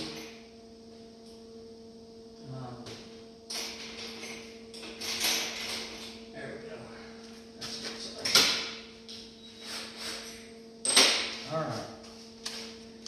Now I gotta drill all the way around on this thing. It's gonna take a little bit.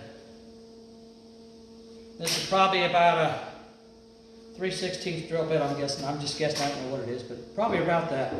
So I'm gonna drill about every inch or inch and a half. I'm gonna drill a hole through the inside piece, but not the outside piece.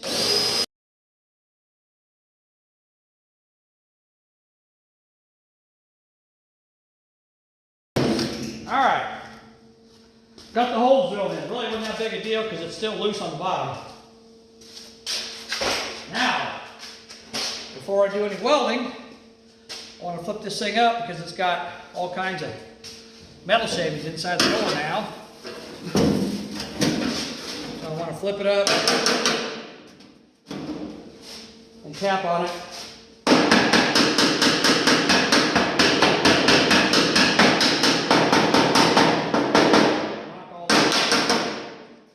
Knock all those metal shavings out of there.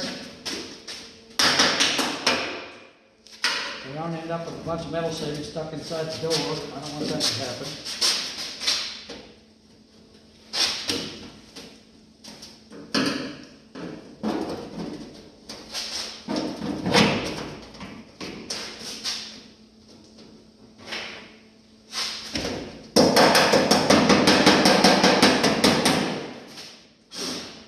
Dang it, they're not coming out.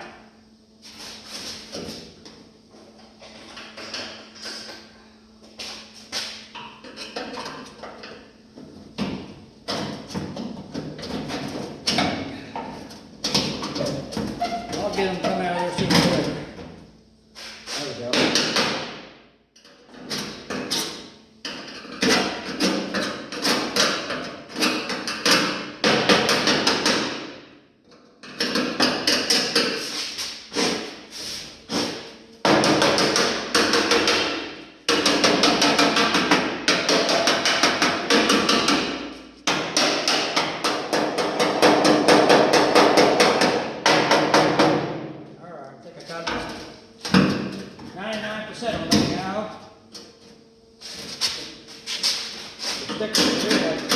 Magnetic for some reason.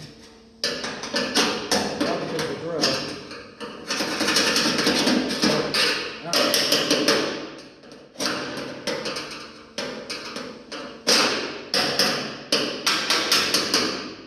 I don't want metal shavings in there because it'll promote rust. So I want to make sure I get all those out.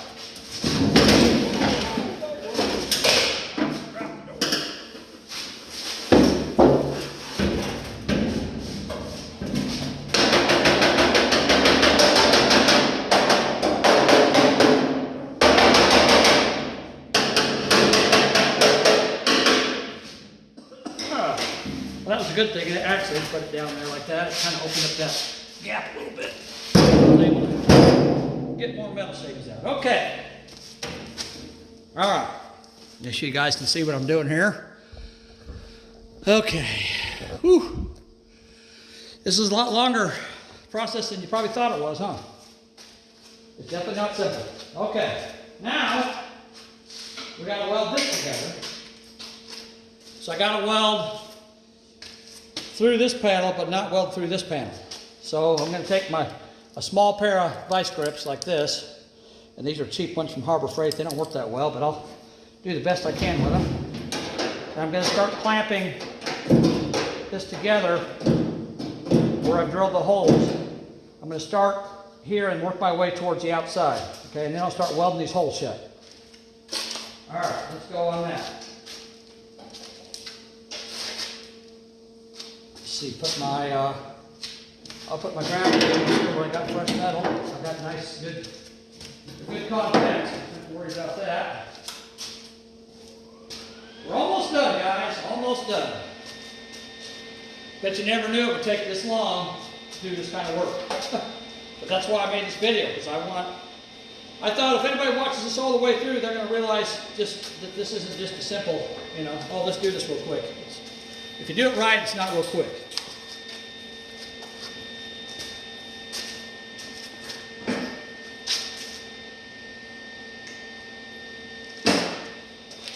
What is it they say? Fast, good, and cheap. Pick two, right? All right, so this is not fast and it's not cheap, but it is good. There you go. All right, let's weld these together. And what I want to do, I want to try to get these welds to where they're pretty much flat. So I want to be careful when I weld them and try to make them flat if I can.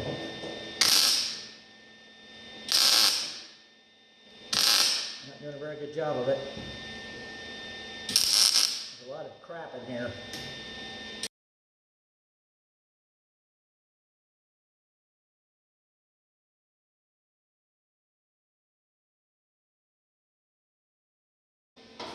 All right.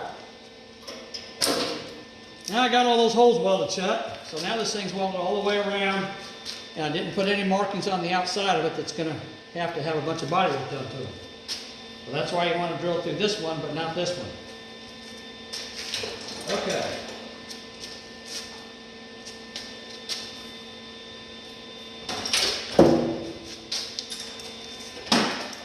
Now I got 2 more steps to make.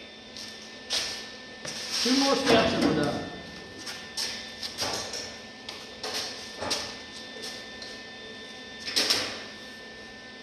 All right. So now, remember I told you I need to try to weld these flat, okay? Because the reason they need to be flat is because I got to fold this lip, I got to fold it over on top of this. So anywhere I welded it, it's not flat, I got to grind it down. So I'm going to take my grinder, I'm going to put my grinding wheel on it, back on it.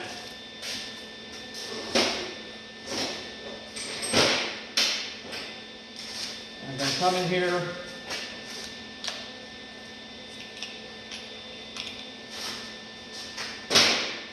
I'm going to grind these, whatever welds aren't flat, I got to grind them off so they're flat. Shouldn't take too long because most of them are flat. We'll see. I need my cord so I can use my grinder.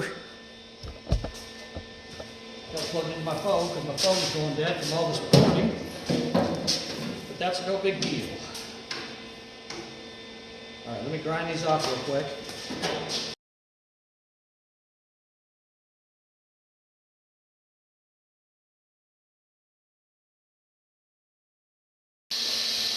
Now we got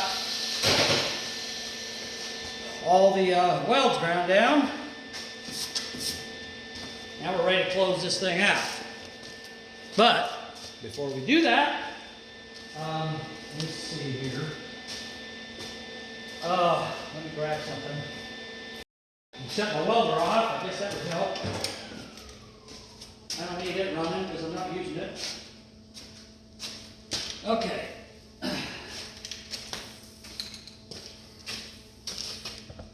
All right. Whew. Okay, so now I'm going to take a rag and wipe this off. Get all the dust and grinding crap out of there.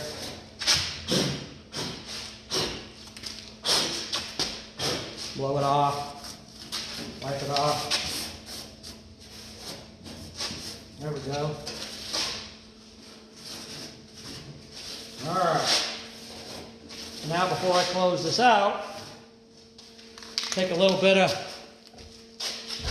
the same stuff I used on the back of the cab, self-etching primer. It is kind of acidic. It bonds to the metal. It's really good stuff. And this you have to shake because it does have pigment to it. It's kind of a green color when you spray it on. So let me shake it up a little bit. All right.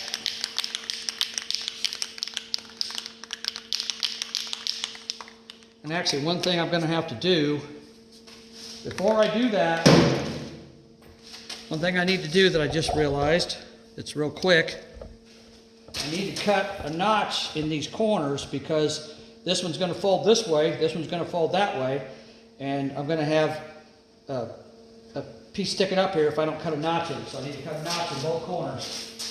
So let me do that real quick. That'll only take a second here.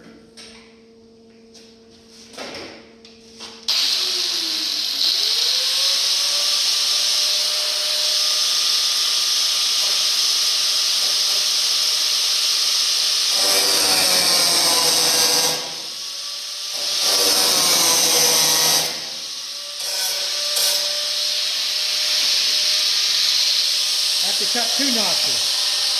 Now this one here, I think I can cut 1.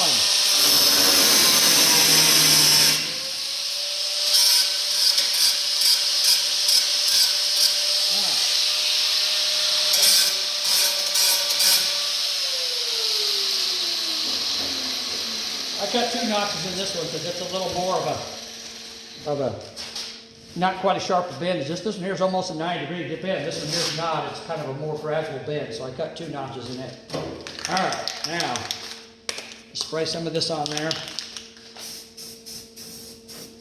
Cover up all that bare metal that we just exposed when we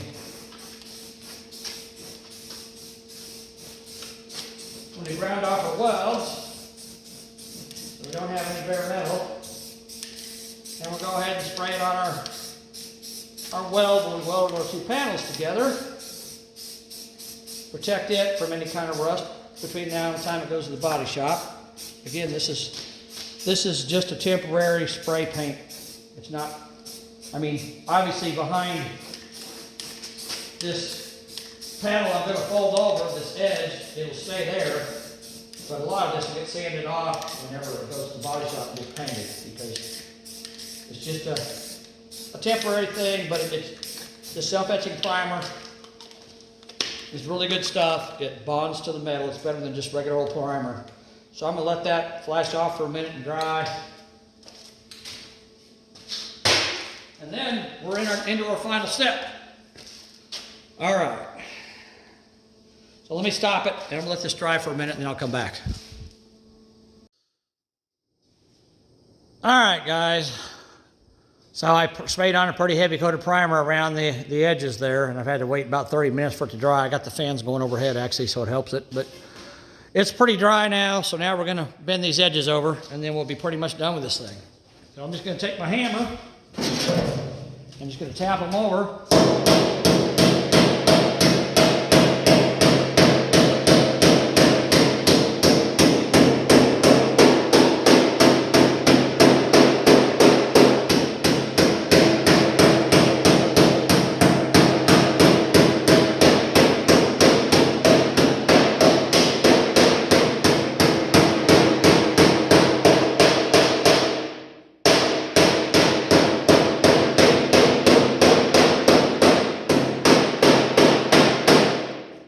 Get a piece to back this up.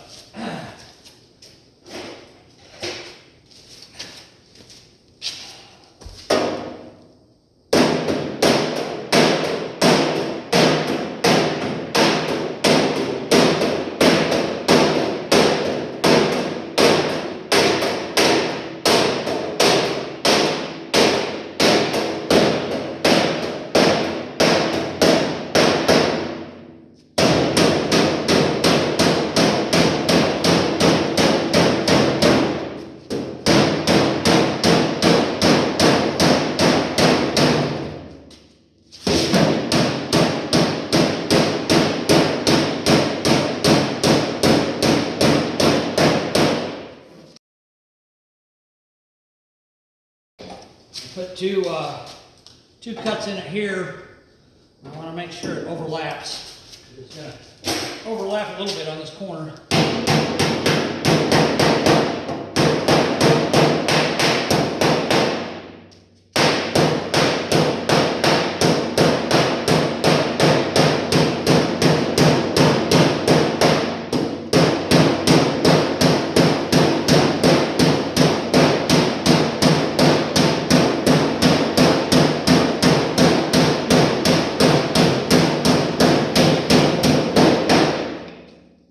It's going to overlap on this corner as well.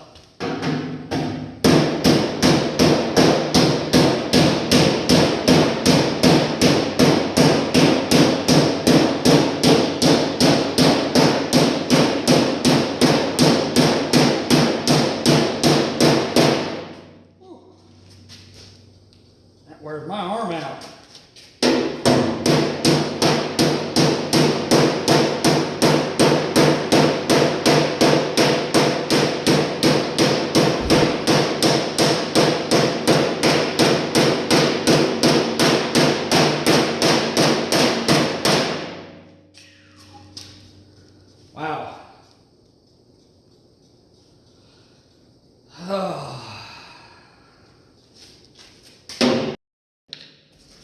Almost there, almost.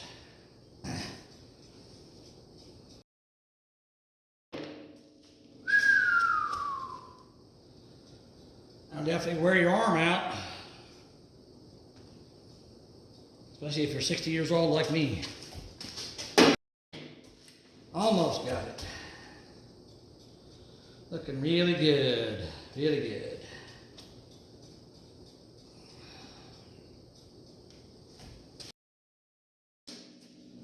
Wow. That definitely bothers my arm.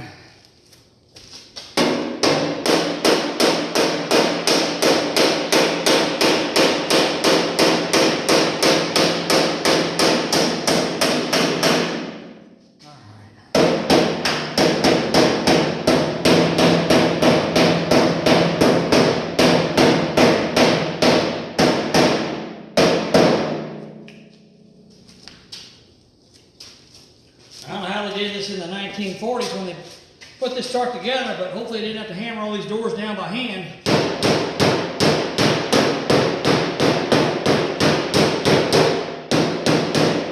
Because that would definitely wear your arm out. You have to be one tough hombre to be able to deal with that. Woo, man, go. All right. Wow.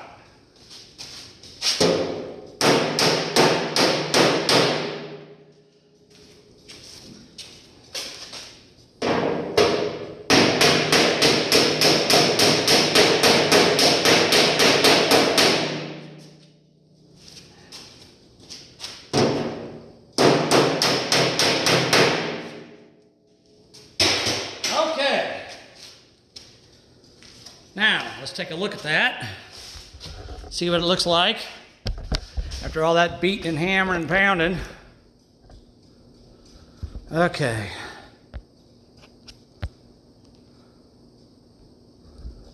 So you can see how it folded over. Focus, there you go. How it folded over that edge all the way there. And there I got, get my finger in there.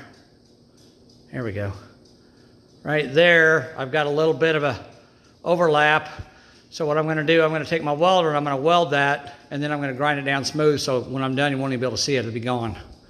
And I gotta do the same thing on the other side. But again, the bottom side here, let me get up here where you guys can see it. So you can see the bottom side, the overlap on it all the way across. Looks really nice. Okay, now let's look at the bottom of the door. You want to make sure that it's level all the way across. It looks pretty good. I may have to work on it a little bit, or the body man might have to get it. But it's really close to being straight, really close. Now if we flip it over,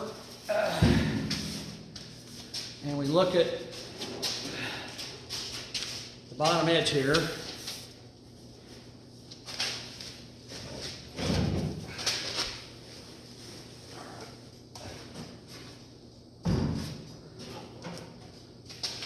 okay, so if you guys can see, I'm trying to get this, I don't want to drop this door, obviously. We're doing all this work to it. Okay. Let's zoom back out here. There you go. So now you guys can see how that looks. So now it gives a nice clean edge, and there's no, there's a little bit of spots where when I welded the inside panel to this outside panel, there's a little bit of spot where there was a weld, with a weld burn through the primer. But it's a nice smooth transition. That's how you want it to be. So, they'll sand this off and prime it, and probably won't have to do anything else to it, just prime it, and it should be good to go. All right, so let me, let's see, let me weld these two, whoa, easy. I don't want to put a dent in a brand new door, right? Let me weld these two pieces on, and then we'll flip it over and see the other side. So let me weld these real quick. Shouldn't take but a minute to do that. gotta find a good area to put my ground clamp on. Should be okay right there.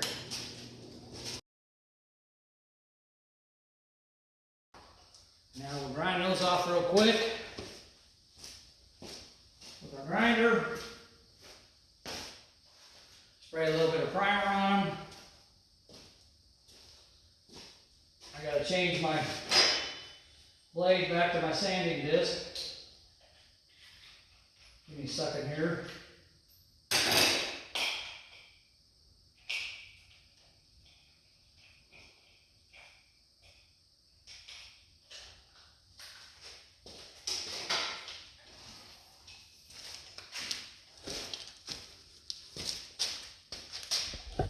All right, I'm gonna grind the other side off first.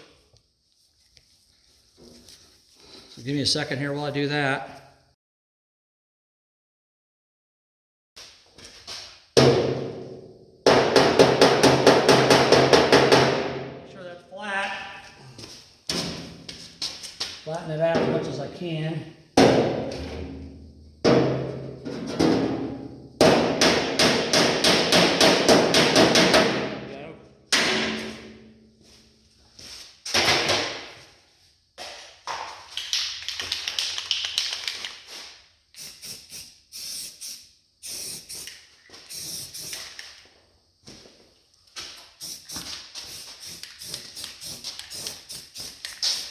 And we'll hit this with a little bit of self-etching primer. Spray it in the edge where I just hammered down a little bit of this self-etching primer so it kind of protects it from rusting between now and the time it goes to the body shop. Of course, they'll sand on it and prime it with their own primer, but it'll protect it between now and then. Now, over, and we got a little bit of touch up here on the edge where I welded it, and then we'll spray some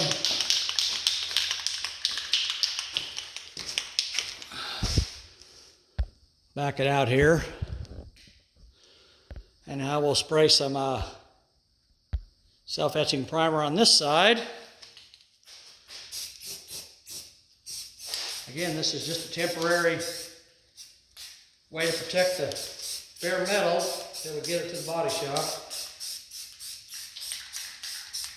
I need to put it on super thick. One coat's pretty much good.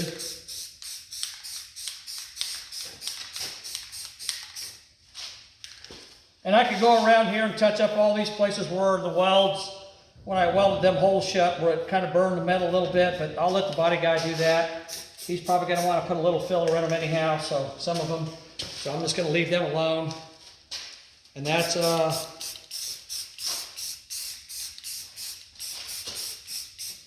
there we go.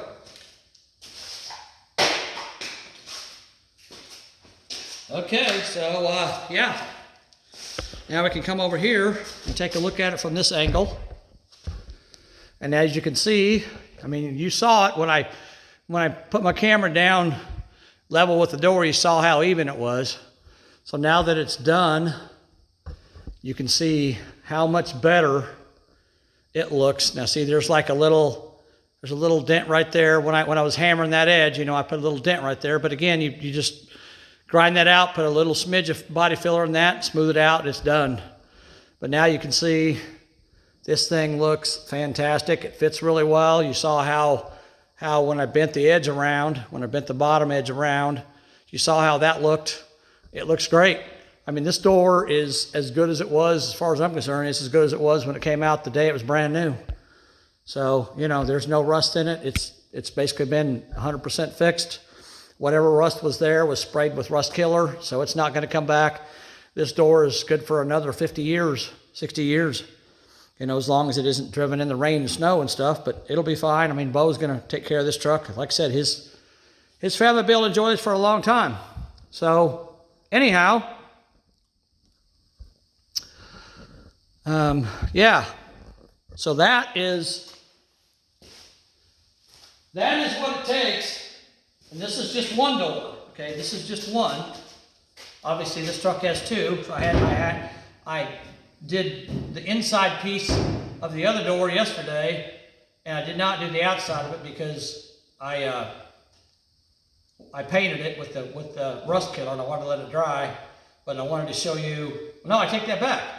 This is the one I did the outside of last night. This is the driver's door. This is the one I did the inside piece of it last night, and then I painted it with rust killer and let it dry, and so then I showed you the inside piece of the passenger door, putting it on, and then I switched to this one to do the outside piece because the inside piece has now got rust killer on it and it's drying. So tomorrow I have to take and put the outside piece on the passenger door, and then I'll be done with the doors. But this gives you an idea of what it takes to do this. I mean, it's literally, it's like 11 o'clock at night now, and I started on this probably around, I want to say 3 o'clock this afternoon. I started on it, and of course I stopped for dinner, you know, and you know, it was in between stuff I was doing, so I've got a good 6 hours in just doing this one door. But this is what it takes. It's just, if you want it done right, this is what it takes.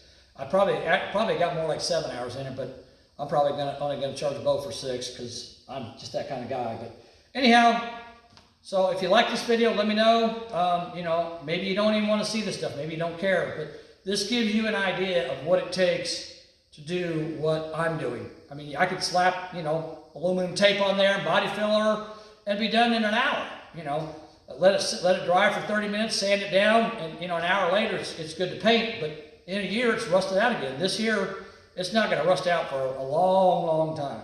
So I'm not even worried about it. So anyhow, guys, I appreciate you watching. I hope you made it to the end of this thing. If you did, I'm proud of you. It's not easy to do, but I hope you made it to the end of it. I hope you enjoyed this video.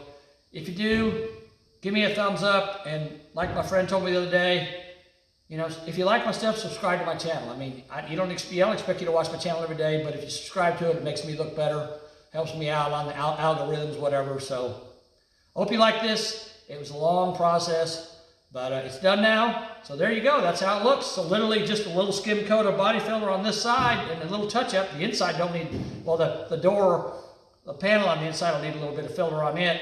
But again, it's just a skim coat. Around the edges, it doesn't need anything. It just needs to be primed and sanded and painted. So yeah, it's good to go.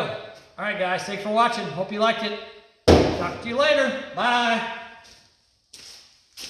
Whew. Thank God that's over, right? Bye.